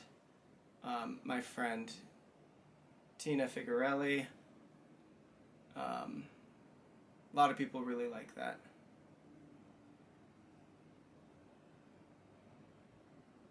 There's something so beautiful about using all of the types of paint of oil. Transparent, thick, thin, scraped. It's cool. So as I'm working on each one of these petals, not pillows, I'm switching between their local zone. Okay, is it in the green zone? I'm grabbing my green petal color. Is it in the blue zone? Does it need to be lighter, darker? And I can actually start to build up the paint. I love drawings. I love the linear aspect of like a Prud'hon drawing. P-R-U-D-O-N, Prud'hon. I think I missed an H in there, but look him up. So when I'm painting, I will often articulate these little brush strokes that give a linear aspect to, a directionality to the like growth pattern of a petal. And it has like a reflective quality. It's really cool. So it's slightly thicker.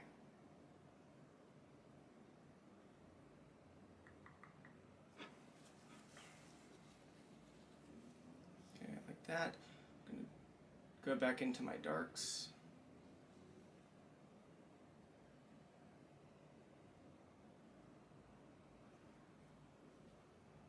That was a good question, Ian.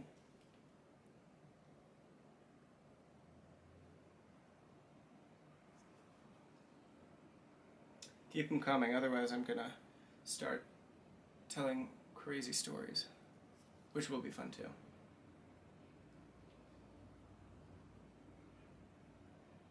Actually, I'll just tell you one right now. So, while Olivia and I were in London, get this, you're not gonna believe this. We got access to Windsor Castle and got to go to their private print room. Just Olivia, myself, and the curator.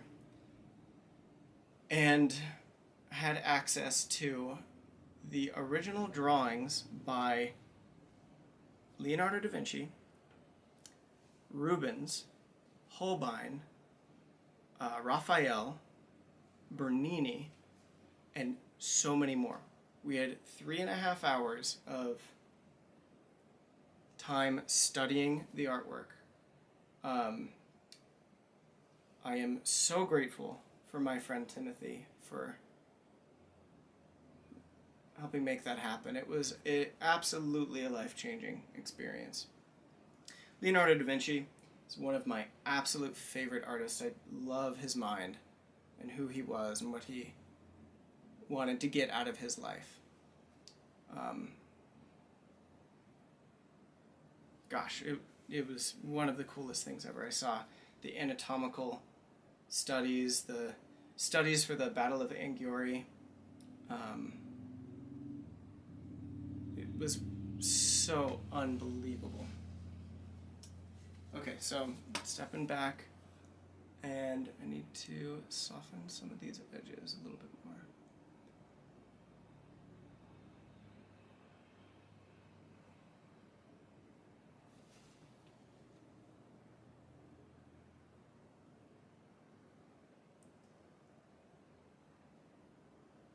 Yeah, I've read as many books as I possibly can on Leonardo. And I have the Princeton University print of his treatise on oil painting. See, right before as he was aging, one of his many, many projects was to create a book on everything that he knew about painting. And he was going to title it and publish it, his Treatise on Painting.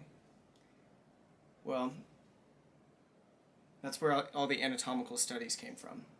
He drew these things out, took copious notes, and had it almost ready to go. He hadn't quite finished it, but on his deathbed, or right before he passed, he had given it to one of his students, right, to publish. And that person was unable to fulfill that, unfortunately, and so it was passed down to someone else and to someone else, and eventually, unfortunately, a third of it was lost, and it was, hundreds of years of science was held back by the fact that that thing was not published. He knew so much, and he wanted to share it. There's this strange narrative online right now where people say that Leonardo wanted to keep all of his notes a secret, and so he wrote backwards, right?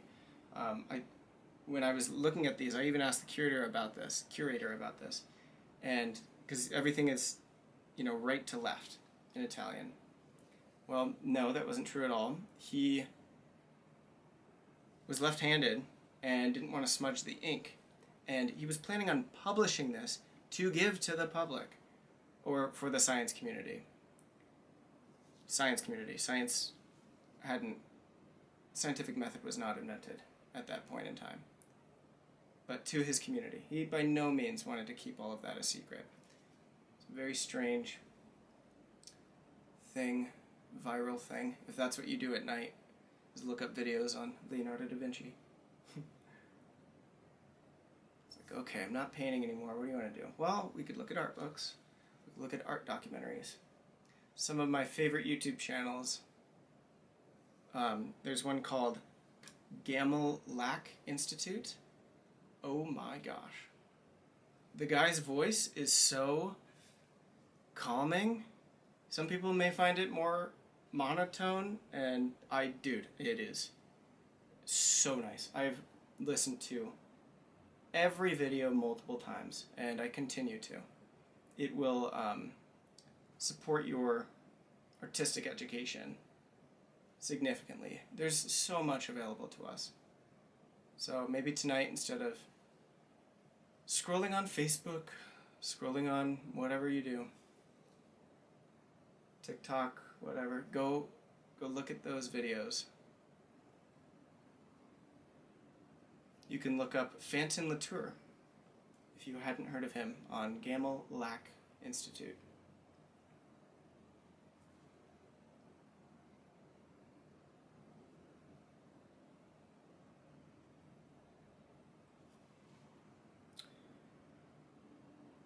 Soft paws unite.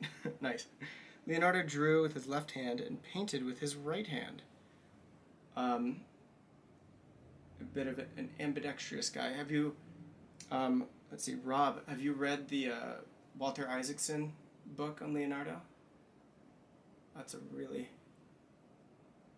really good book.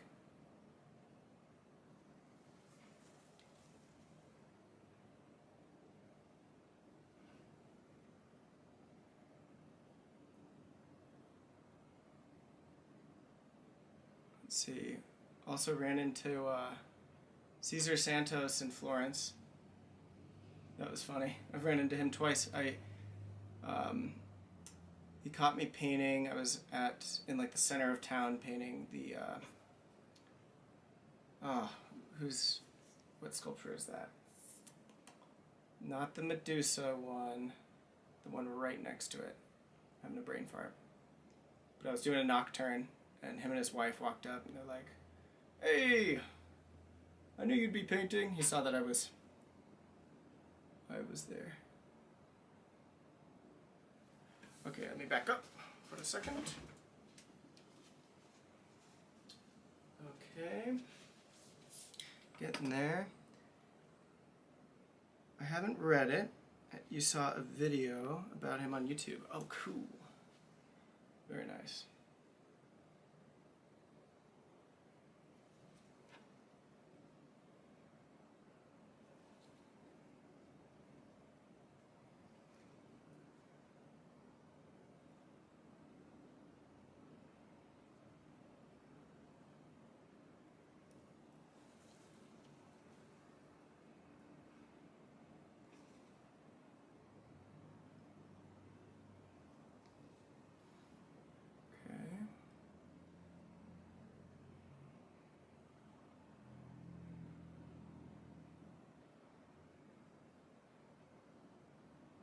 So if you're just getting in, this is going to be for my 100 flowers sale.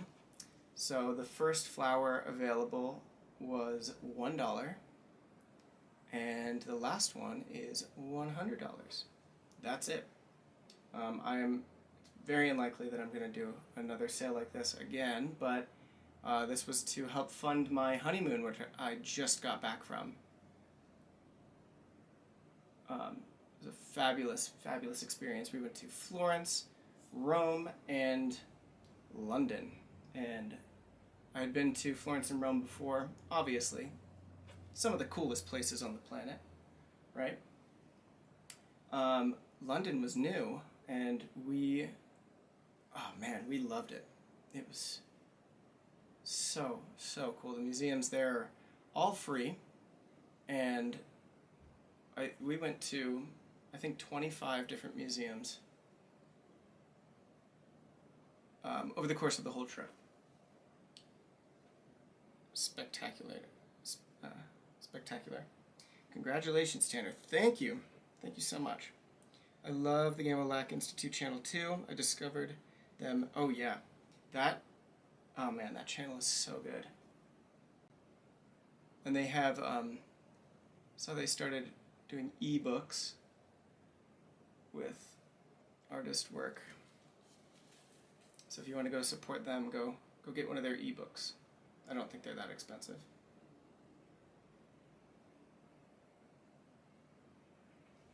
I'm still using the little Michael Klein round. These are available on Rosemary & Co.'s website. I have a discount code with them for Tanner Steed Art. Check out. Okay, let me back up.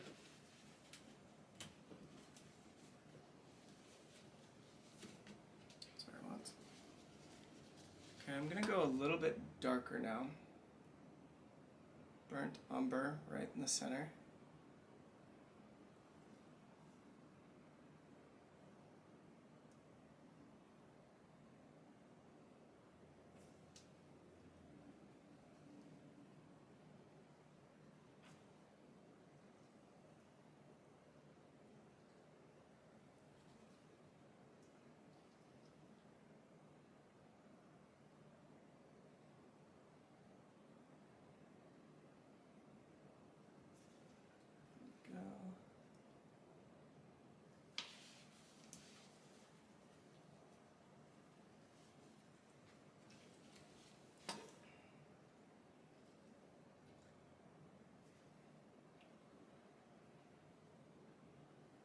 Grab some of the brick, come around.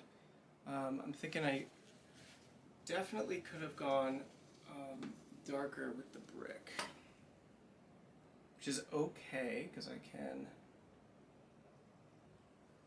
let that dry and then glaze it darker. I think that'll be the easiest and most consistent, because I also wanted to create that gradation like I did in the other one.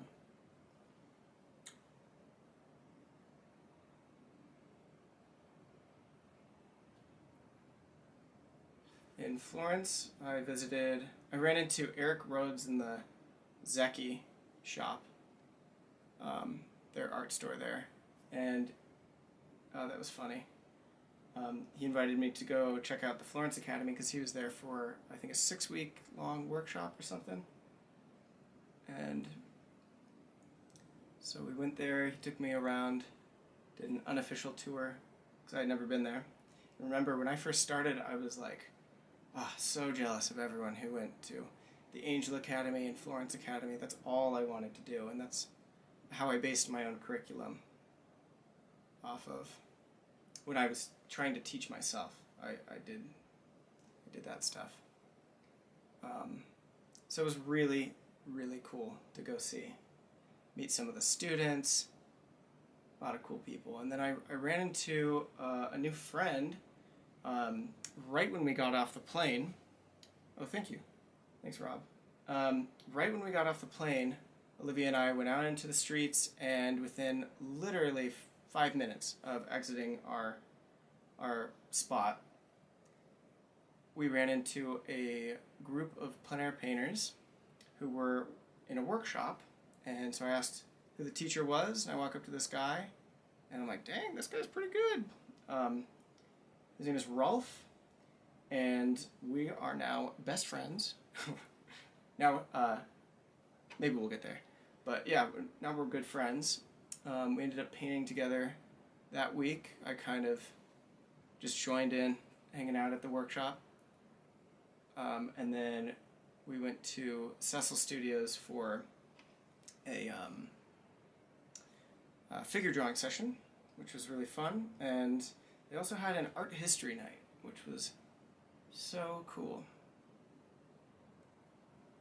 If you guys don't follow me already, go to Instagram and or Facebook, and you can type in Tanner Steed Art there.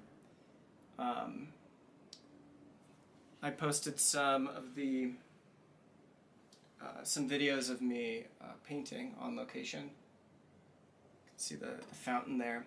One of my upcoming videos, I want to teach you guys in the atelier how to take a plein air painting and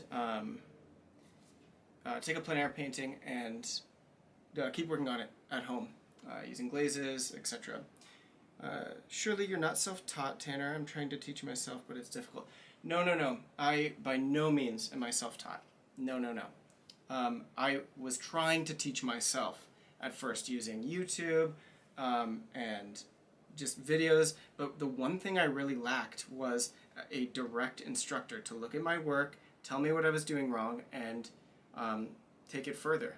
And until that, like I grew pretty quickly, but then I kind of stagnated because I couldn't see what I couldn't see. So what I did is I took all of my work and met up with, it took months and multiple emails to end up getting in contact with one of my favorite artists, Daniel Sprick. He saw my work, saw how serious I was, and took me under his wing, and he's changed my life. The majority of what I know is from him, and then I've also taken workshops with many artists. I now work out of Kwang Ho's studio in Denver, which is such a cool opportunity. I'm not there right now, obviously. This is my home film studio. I work there with a small group, and we teach in-person classes there. That's Ben Walling, Christian Mora, and Lily Curley. My buddy, just a second. Sorry, it's hard to talk and paint, isn't it? I'm so much more efficient. I'd probably be done by now, but this is fun. I like this. What was I saying? Oh, my friend Diego Glazer, he also shared the studio with us, was it last year or the year before? He was there for a couple of years, and now he's at the Seattle Art Prize. So I've learned from Diego, I've learned from Daniel Sprick, Kwang Ho, Adrian Stein, Robin Cole.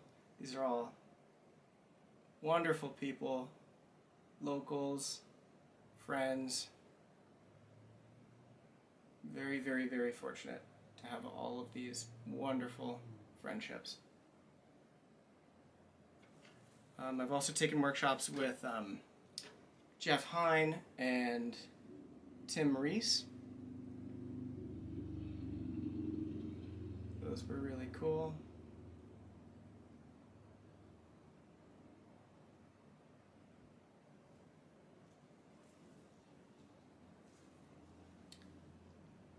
Yeah, if you you may follow. We have like a figure drawing group where we meet up once a week and sketch the model, paint the model, and in that group there's a lot of really competent artists in all different styles. One is really cool you should look into is Paul Heaston. He totally different style of artist. He will draw the entire room. Whoops, I just threw my brush. He'll draw the entire room with all of us painting and the model. It's so impressive.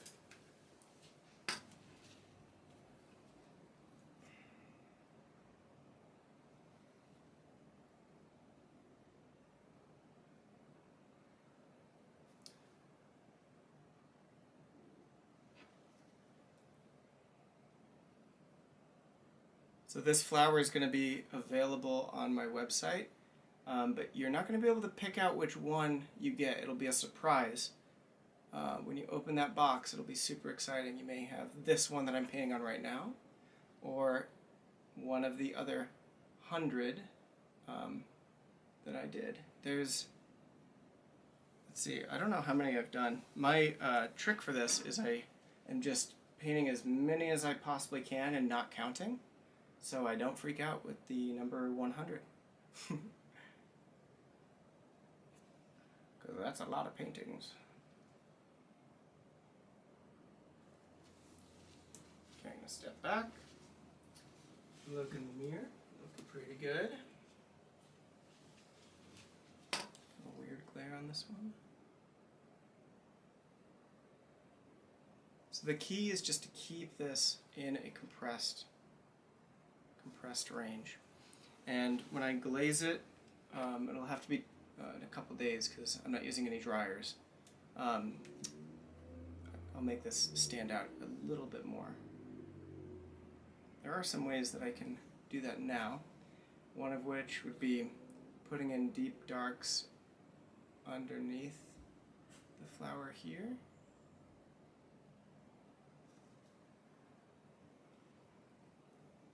And I haven't gone all the way down to black too, so if I wanted to make a mark that's pure black, it's actually not pure black because my brush is contaminated a little bit. I can take this and place it here, just in a couple spots. This is like the deepest, darkest shadows where the flower is casting a shadow on a dark leaf. And I'm considering all of these leaves to be the halftone. So I'm going to go lighter from that.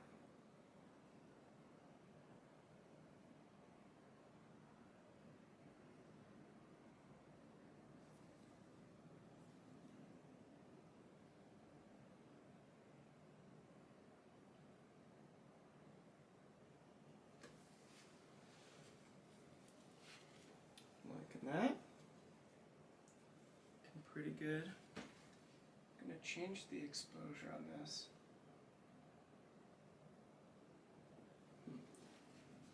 Sorry, I bumped the camera. Okay, so with these leaves, going dark first. Crisp edges.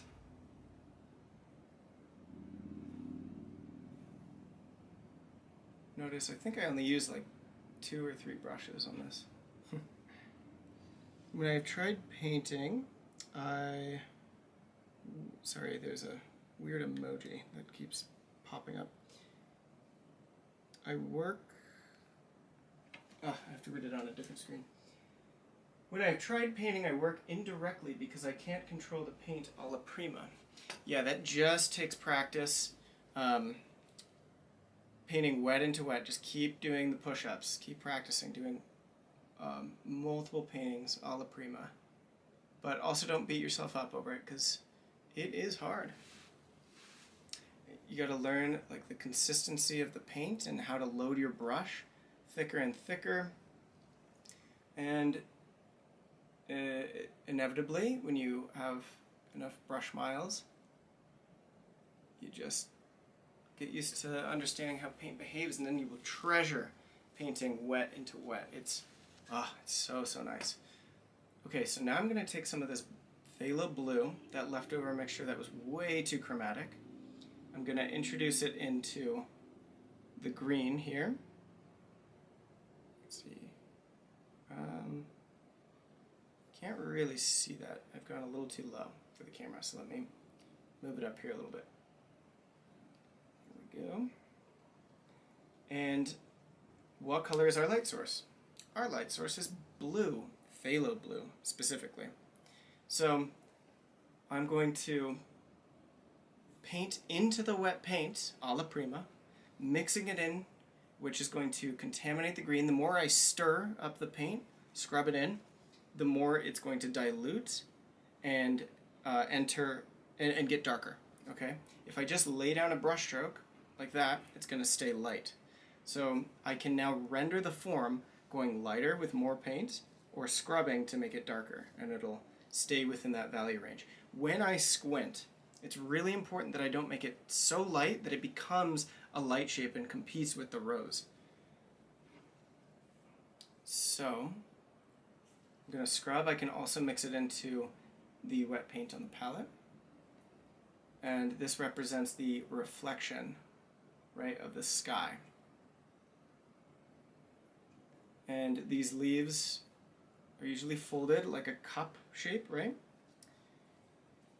So I like to paint one side maybe a little lighter, a little bit more blue. It's all about gradations. And I'm not done with that rose, but I'm just pausing on it for a moment. Just to give you guys another skill. And if you're following along, you can do that too. 3 to 4 step for Z painting. Colors more vivid. Are you speaking in terms of painting indirectly? That's what you're talking about. Yeah. Yes, Fran, it's difficult. Artist like Tanner makes it look easy. It just takes practice.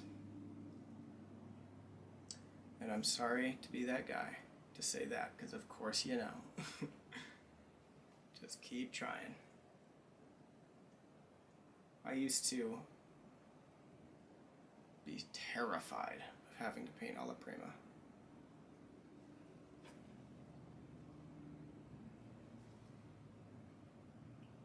But as Kwong would say, is don't let your fears dictate what you do and what you don't do.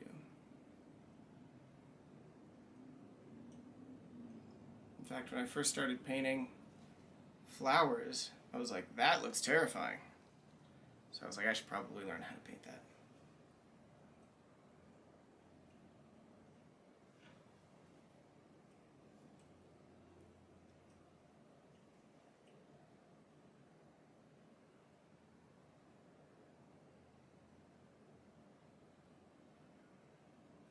So the majority of my brushes are very, very soft. Another brush, other than this Michael Klein, that you could try out, there's a series, the Renaissance series from Silverbrush. Those are awesome. Those are so good. Every shape and size. They're so soft.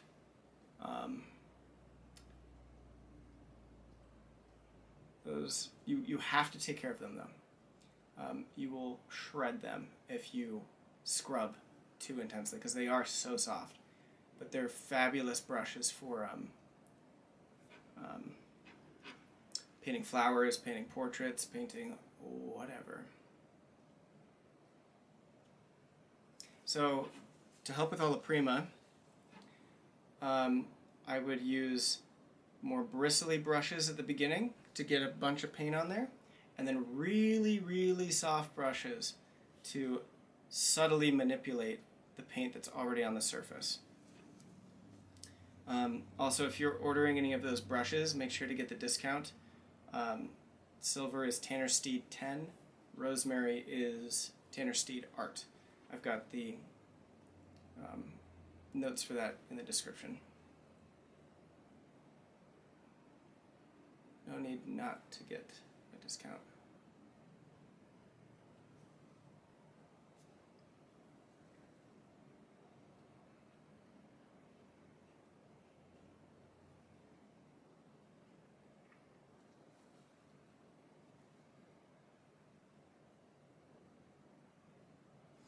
And the leaves are just like the petals, where they're going to be crisp on the edge, and then they're going to recede and get darker and softer.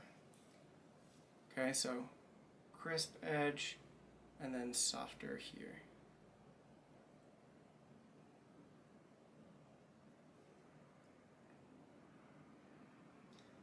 Yeah, let me know if you guys have any other questions. I'm liking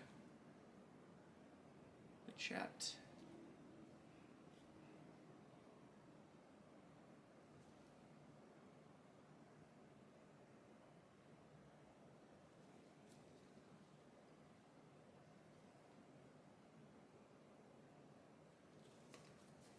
Okay, I'm going to step back again after this brush stroke.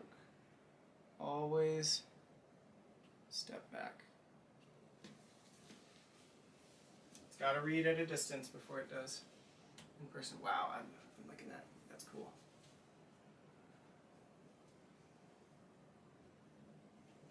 Okay, so why don't I show you guys how to do the bricks. Bricks are really fun.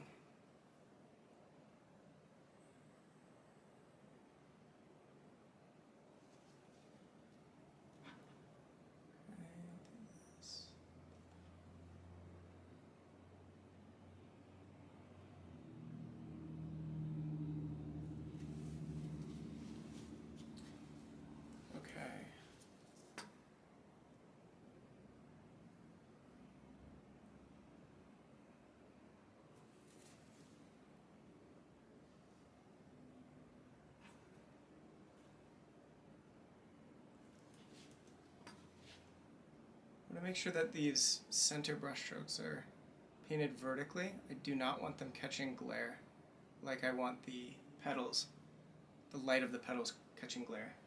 That'll decrease the intensity of the illusion.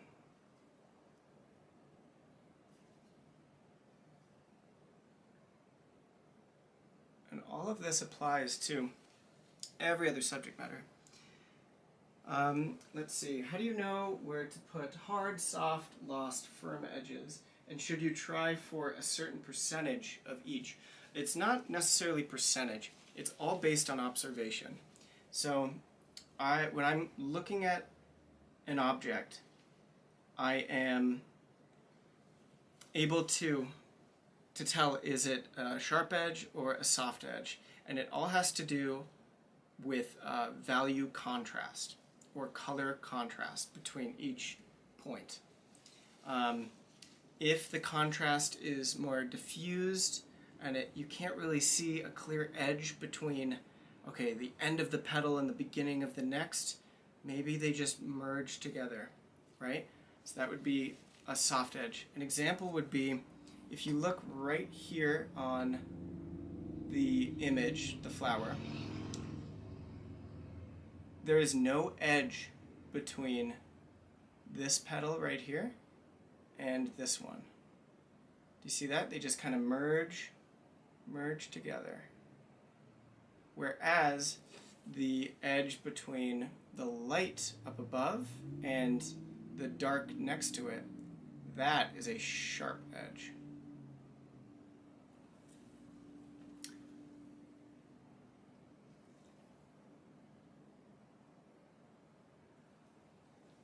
So I would say that I'm not trying to make a certain percentage of sharp versus soft edges, but what you will find is that there are infinite versions, types of soft edges, whereas there is only one sharp edge. So the likelihood that it's going to be sharp is very, very low.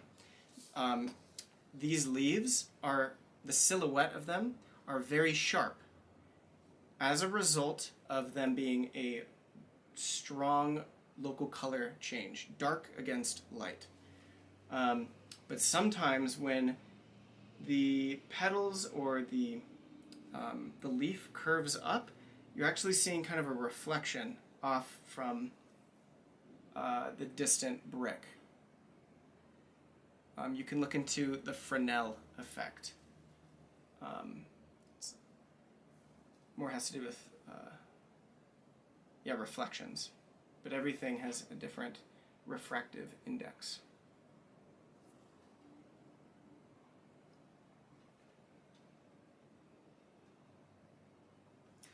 The silhouette of the flower is likely going to have a sharp edge.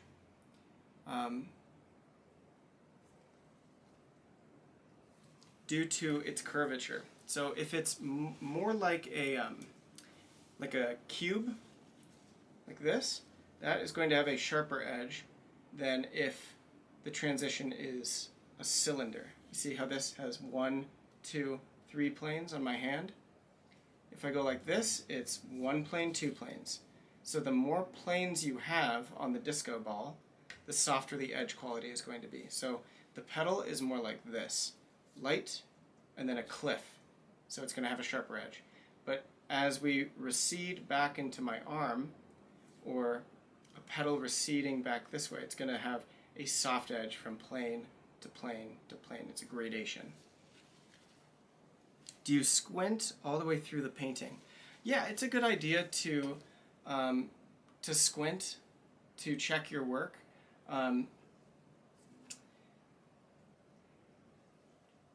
Yeah, it's a good way to read if values are continuing to work.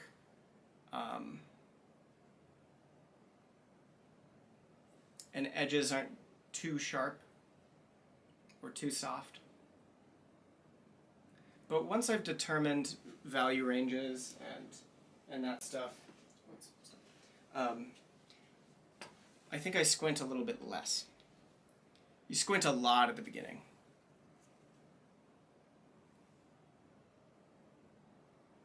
Sorry, I said I was going to work on the bricks. Then I started adding more leaves. Okay, so for the brick, I'm going to flip my brush upside down. Kind of unconventional. We're going to scratch in where the mortar is, okay? And make sure that they are equidistant and also varied in where the vertical cracks are. So I'm going to start with one right here. And no, I'm not copying the image exactly. I'm designing based on what we're seeing. So I do want this to be more or less perfectly horizontal. And I'm not sure if the camera can pick up on it completely. It looks like it can. I'm going to go vertical here. And if I don't like any one of these lines, guess what? All the paint is wet, benefit of alla prima. I can just scrub right over that and fix it. And I also have my mixtures. So now from here, I'm going to make a jump up. Here's my next row of bricks. Go all the way through.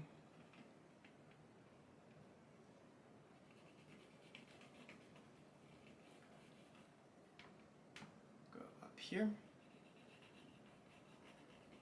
There's another. And by no means is this the finishing touches for the bricks. This is just planning out the location for each one. Boom, boom, equidistant, equidistant. I could also see a compositional argument to make these not equal distant, make all of the bricks a little bit different sizes. That might be much more interesting. But I think we have enough variation in the leaves, location of the leaves, that we're going to be able to get away with equal sized bricks.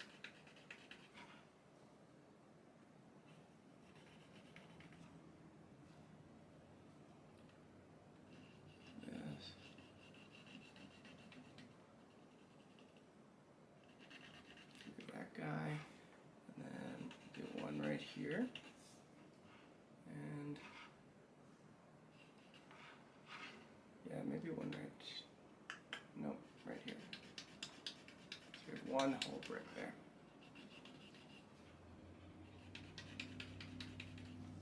Okay, I like that. So I would say that the mortar is more or less like a neutral pale white.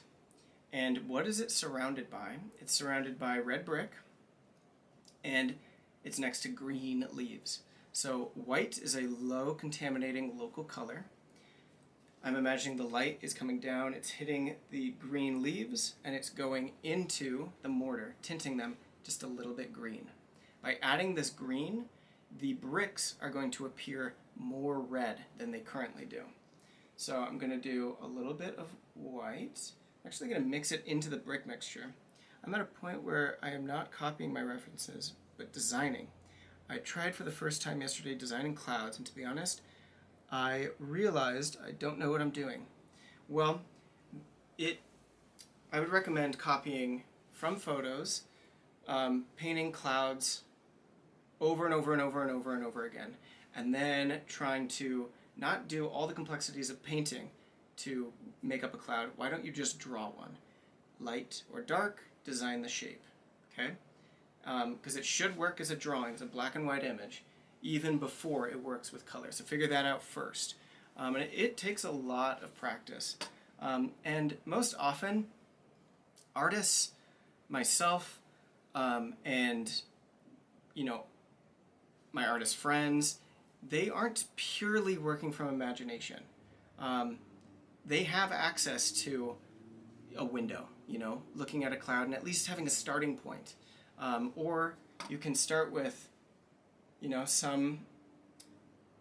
a previous painter, a master painter, and say, oh my God, that work is even better. In fact, that might be an even better way to start, even before the photograph, copying a photograph.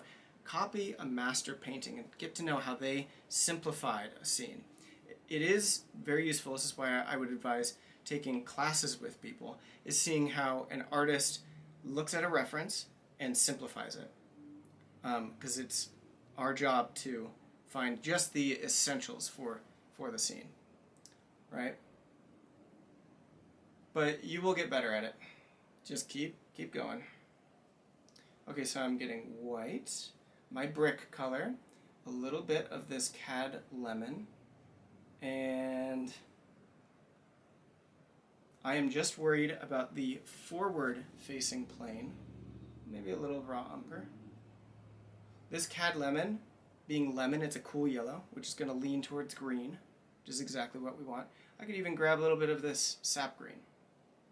Totally fine. And remember, we're working alla prima, so when I scrub this in, it's going to be a little bit, it's going to be contaminated by the brick. Okay? I'm actually going to make a slightly darker version, so I have two options. See how I did that? Okay, so I'm going to go down here and scrub in as a test. So when we squint, right, squint at the image, you see how you can still see most of the mortar. That tells us that the mortar is a little bit lighter than the brick, okay? But it's not as light as the flower, so it's really important that we do not go too light. So I can scrub in along these lines.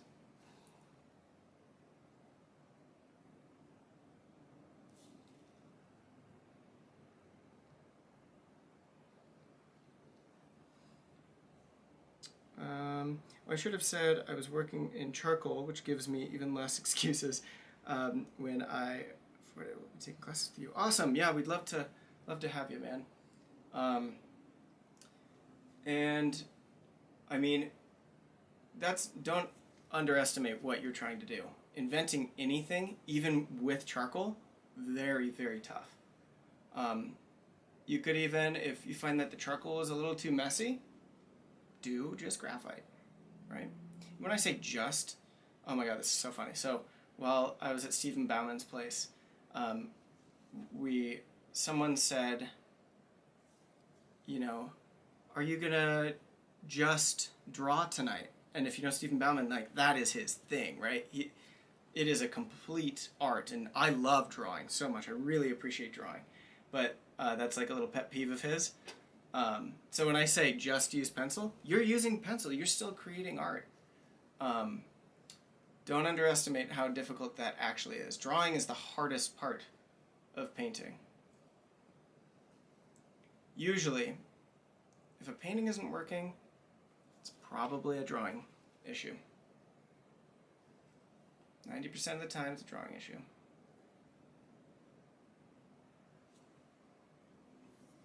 Okay, so I'm putting in the mortar, but I haven't added the occlusion shadows or the downward facing planes of the brick. Oh, look at that. See? I moved that one up here. Not sure what that scratch is. It's a mistake. That's what it is.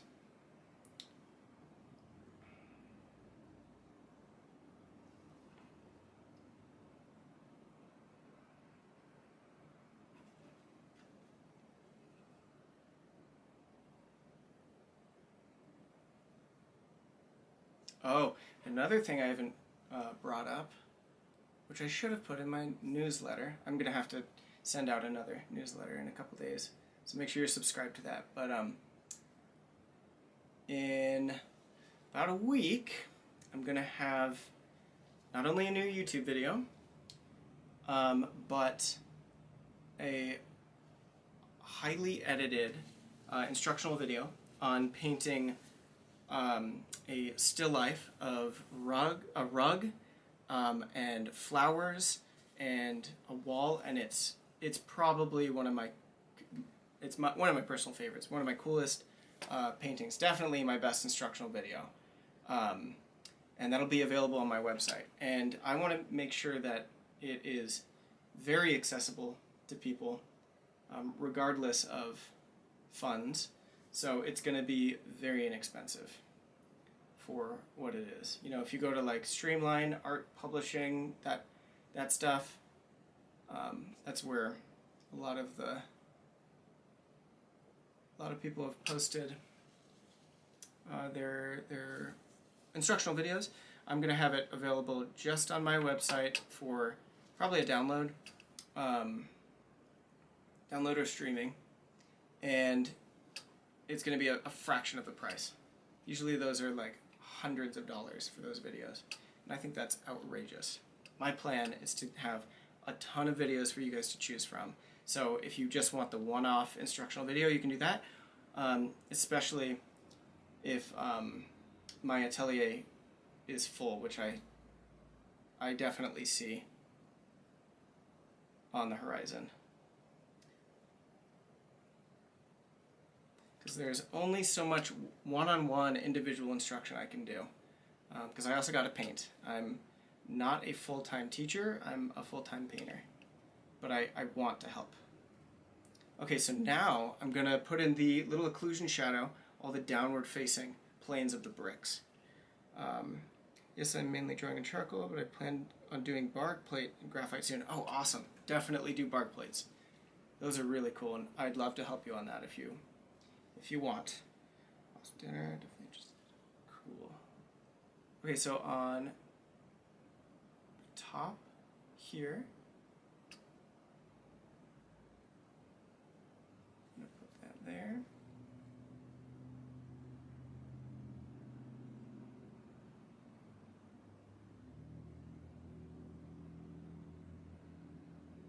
Just going straight across. This is a sharp edge. Why? Because the plane is changing from this down and then into the mortar, right? So it's, if you're looking at the brick, it goes down and then into the wall and then into the border. Mortar.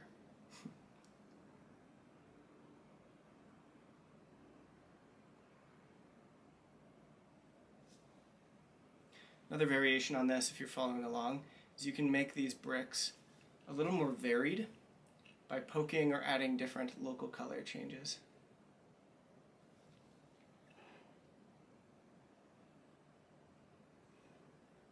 And again, if you're just joining, this is a painting going to be available in my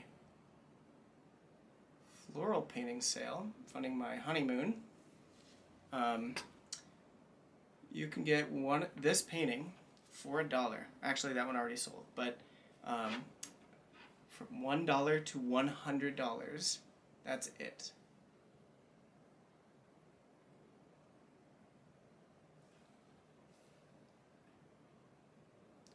And if you have any questions, please feel free to ask.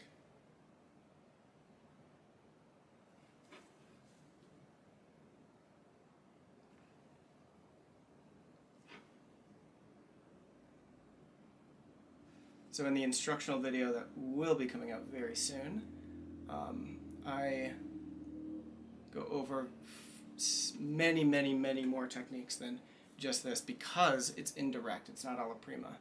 So you'll see me glazing and scumbling and painting thick to prepare for future glazes.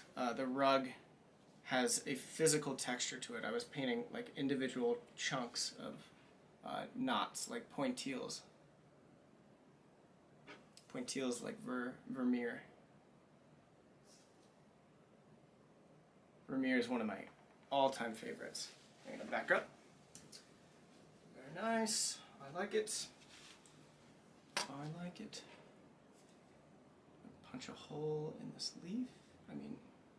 Petal. Right here. Cool.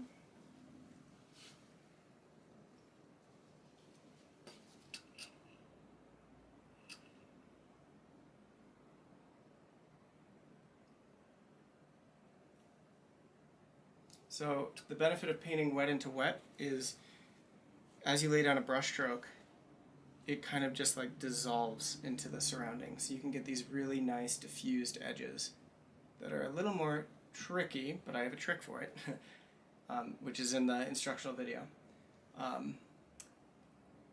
to make that diffusion.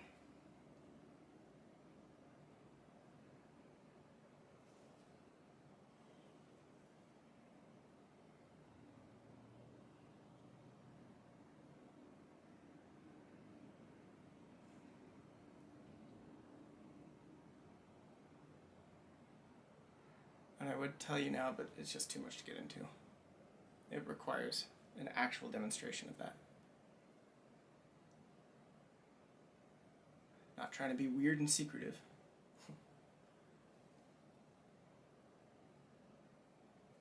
Okay. This is a strange question, but do you ever get stressed or feel pressure when painting? Yeah. Are you kidding me? Painting is so hard. Here's the truth: is the better you get, the harder it gets. Okay, it gets easier because you know how to paint, but then your expectations keep going up and up and up and up, and let me tell you, it does not get easier. Coming up with a good idea is really, really tricky.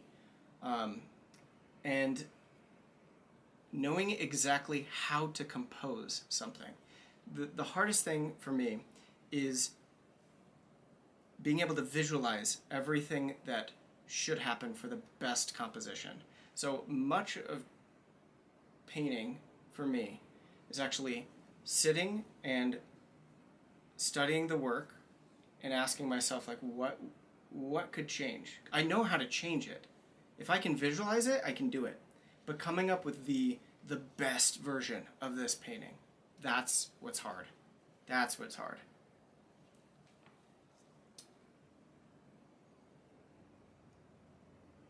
So yeah, sometimes I get stressed when you try something and you're like, God, that just isn't quite it. Or if you have like a deadline, if it's a commission, if there's a competition coming up or a show, deadlines are really good for me. Because if I don't have a deadline, I will just work and work and work infinitely. And the painting does improve. But sometimes the deadline forces you to trust your initial instinct and to just commit. And commitment can be very stressful. But it's worth it. That's how you can level up.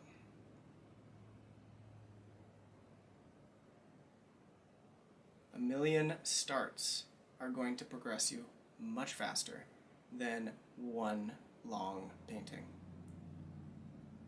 That's not to say that you shouldn't finish your paintings, but yeah, there's so many ingredients into creating a great painting. I mostly feel frustrated and embarrassed with my drawings and paintings. I know that feeling where you're like nervous to show other people. My advice for that would be trying to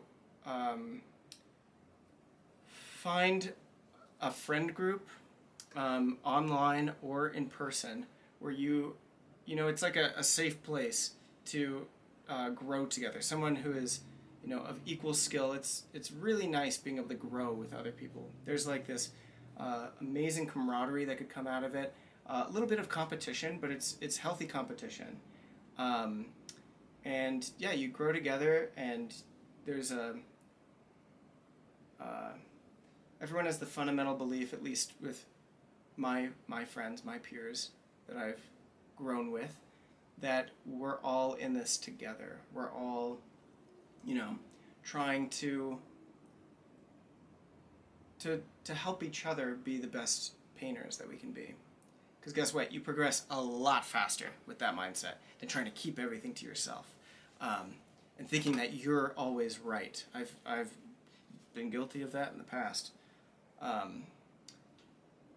There's a balance of having the insane ego of thinking that, oh my God, I can actually do this, right? That's super important.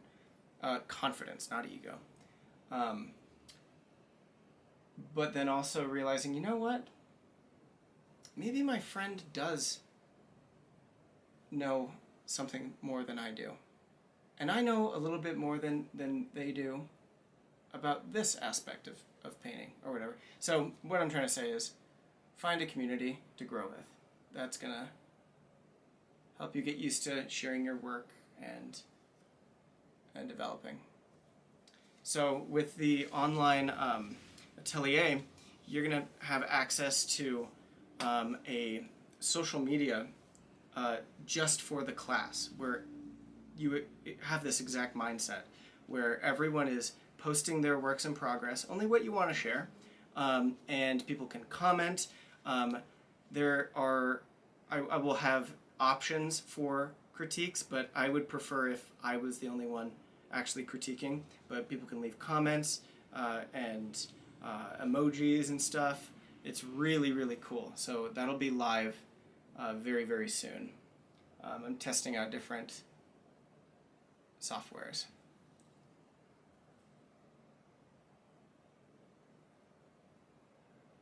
So if you are interested in that, you can contact me through my website. And yeah, I should admit I don't put in enough practice. You gotta do practice. You should do a drawing a day, okay? Even if it's 10 minutes, say, okay, I'm gonna draw for 5 minutes. Guess what happens? You start drawing, you're like, oh, I gotta keep going and going and going and going. And then you reach a point where you're like, pretty good. Not worried about maybe not doing super well on this one, because guess what?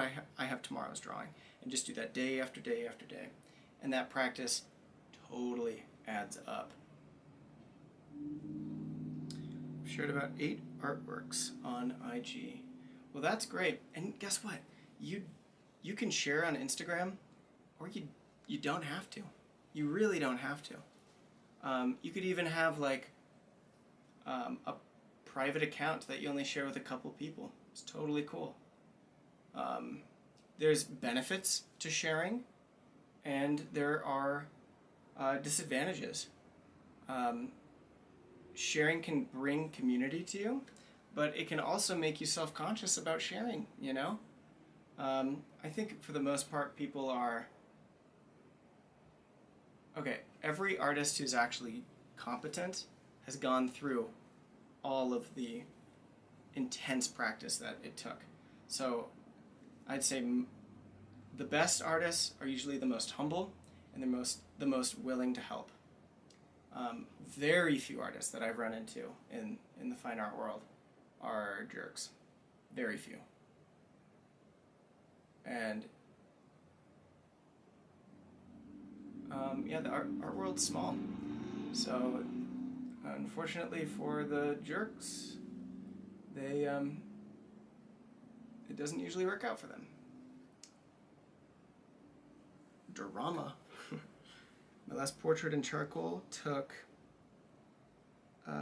sorry, this comment thing, more than 2 weeks. Nice, dude, that is not long at all. You may have been saying that with like, oh my god, I can't believe it took 2 weeks. No, I've spent hundreds of hours on my artwork. Hundreds. And guess what? It's still not done. It's still on the easel, and the due date is this month on the 30th. Come to the studio to see it if you want. Yeah, I'll be posting a new painting that I've been working my butt off, and it's got hundreds of hours in it. So 2 weeks, that is not bad at all. Okay, here's a little trick back to painting this flower. To make these leaves a little bit more interesting, poke holes in them. Okay, a perfect leaf is boring. Perfect petal is boring. So what if there was an ant or some kind of beetle consuming the leaves? I want these to be slightly irregular shapes.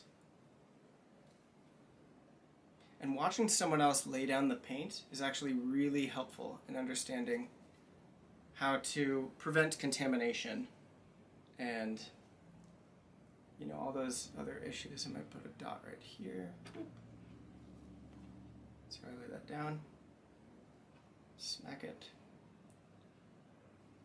We were painting with Steven a sail. We were in New York recently, and my buddy actually, Ben, took a workshop with him at the Seattle Prize.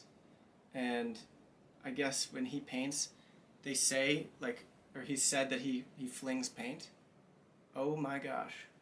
I guess there's literally paint flying across the room as he's working because he is constantly smacking. Let's see, I would love to visit, but I am in Newcastle, England. Oh, cool. That's awesome. Well, if you're ever in Denver, Colorado, stop by. We do offer workshops here, but I also do some international workshops. I know you probably heard earlier I will be going back to Rome next year. I also have a, honestly, very inexpensive for a workshop, a riverboat cruise through Amadeus Cruise Lines, where myself and a watercolor painter, Dan Marshall, we're going to be cruising from all along the Danube and painting in different cities all along the way. It's going to be so cool. If you want more info on that, let me know. I have 2 rooms left.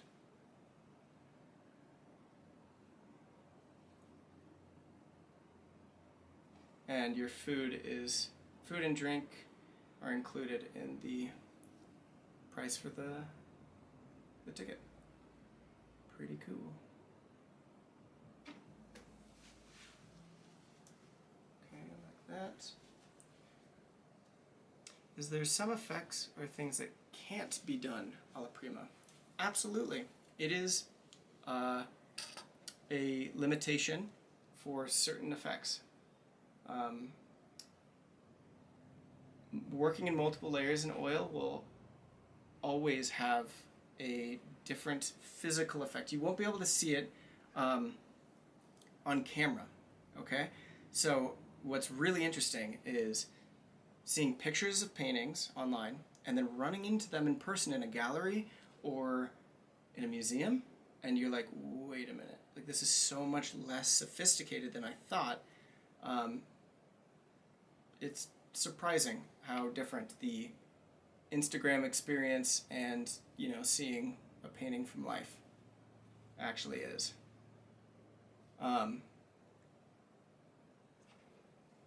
Think Rembrandt. If you've seen a Rembrandt in person, like early Rembrandt, much more, many multiple layers. Late Rembrandt is more alla prima. It's still indirect, but I find the early Rembrandt to be so much more distinct, and just the effects are more interesting to me.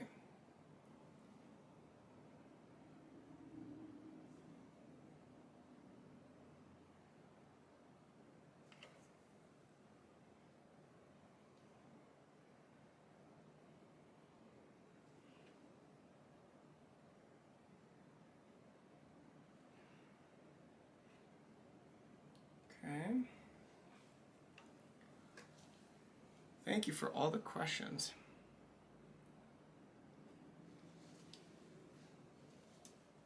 Yes, this looks pretty close to where the other one was when I started at the beginning of the video.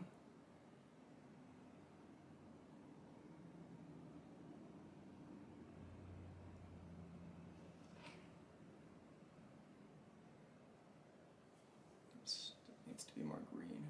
Just a little spot of a high chroma green there.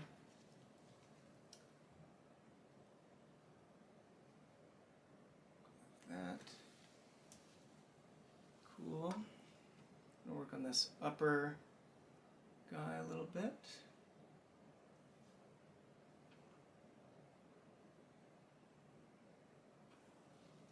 Okay, I'm gonna get some pure white. Put a few pointilles in.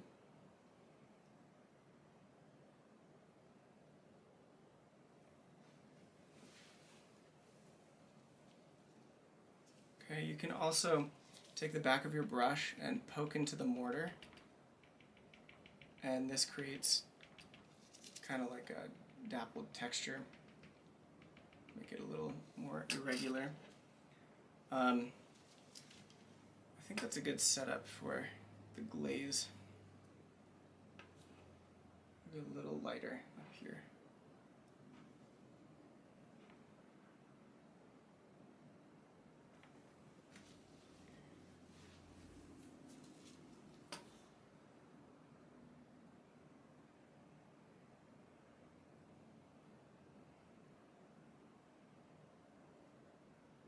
But it's really cool, like a Phantom Latour, from far away, it feels so real. You get close and you're like, oh, what? That is just paint.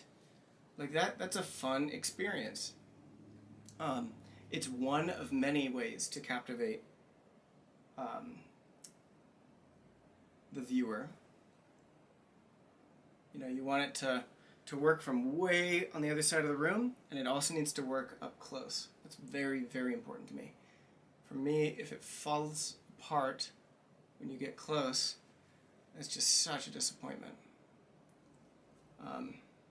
So textural quality, paint handling, that can do it. That can be enough. Or it could be a fine rendering of tiny little objects. I think that can be so cool, like a Charles Bargue painting, or a Jerome, or an Alma Tadema, or Tadema. Alma Tadema.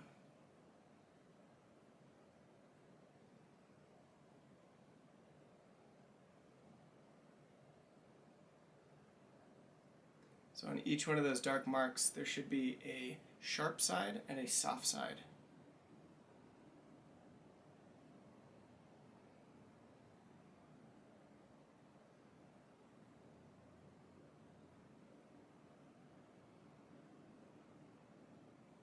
It's not random, it's based on observation. How do you balance how much information to include in the painting? It's a good question. I would say there are a few philosophies to go by. You can just have a single focal point and render that to completion, and then everything outside of that focal point kind of diffuses and turns into chaos or whatever, dissolves. Beauty and dissolution. Richard Schmid comes to mind. people often have one house that's perfectly rendered, and then the field just turns into brush strokes and it's gone. That's one philosophy. Alma Tadema will render everything, but not to the extent of, like, I just saw the Ophelia painting by, who was that? Not Waterhouse, Millet. I saw that. I really like that painting. But I think the one thing that I would, look at me, like a contemporary artist, you know, critiquing a master. If that were one of my students, I would say that it was overworked in the background. Overworking to me means maybe too many tiny little high contrasted details in the distance. There could have been significant simplification. A painterly textural effect could have done just as much as painting every single leaf on the tree in the back left. So it's a balance, and you go with your gut, you know. There's beauty in detail, in rendering. There's beauty in rendering, but not just to render for rendering's sake. A way that I'm simplifying this, that you may not realize, is the brick. I'm not going in and painting every single little crack in the brick. I can mimic it with, you know, brush strokes or stabbing the brush or like poking at it a little bit. This is, you know, that gives kind of a brick pattern. I can poke it with my finger. It's a simplification. It's the poetics of simplicity. Saying a lot with a little.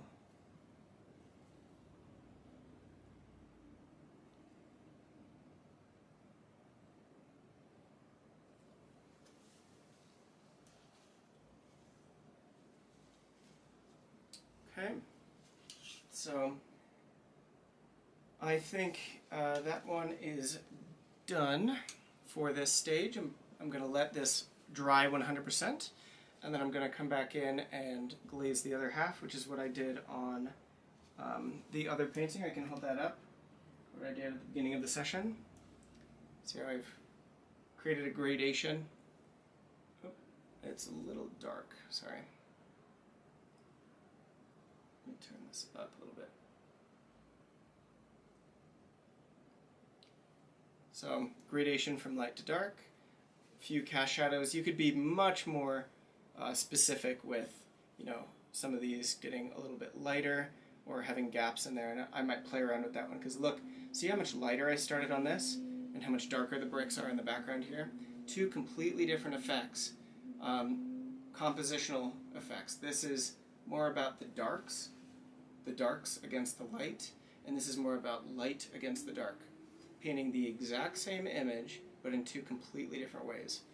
And what's cool about all these 100 sketches that I'm doing, it's not just going to be this image, right? I'm painting from life, I'm painting at the studio, they're all going to be individualized, but I'm going to take the best qualities in all of the pieces that I do and make some finished large work for shows, for galleries, and that kind of thing. So thank you. I'm going to end it here. Thank you so much for joining. I can switch to this camera. I really appreciate you being here. Thanks for commenting, talking to me, asking questions. You can continue commenting, and I can respond to those. I read all of them. And check out my website and sign up for my newsletter for all the upcoming updates. I'm really excited. There's a lot going on. Okay? Well, thanks. I'll see you next time.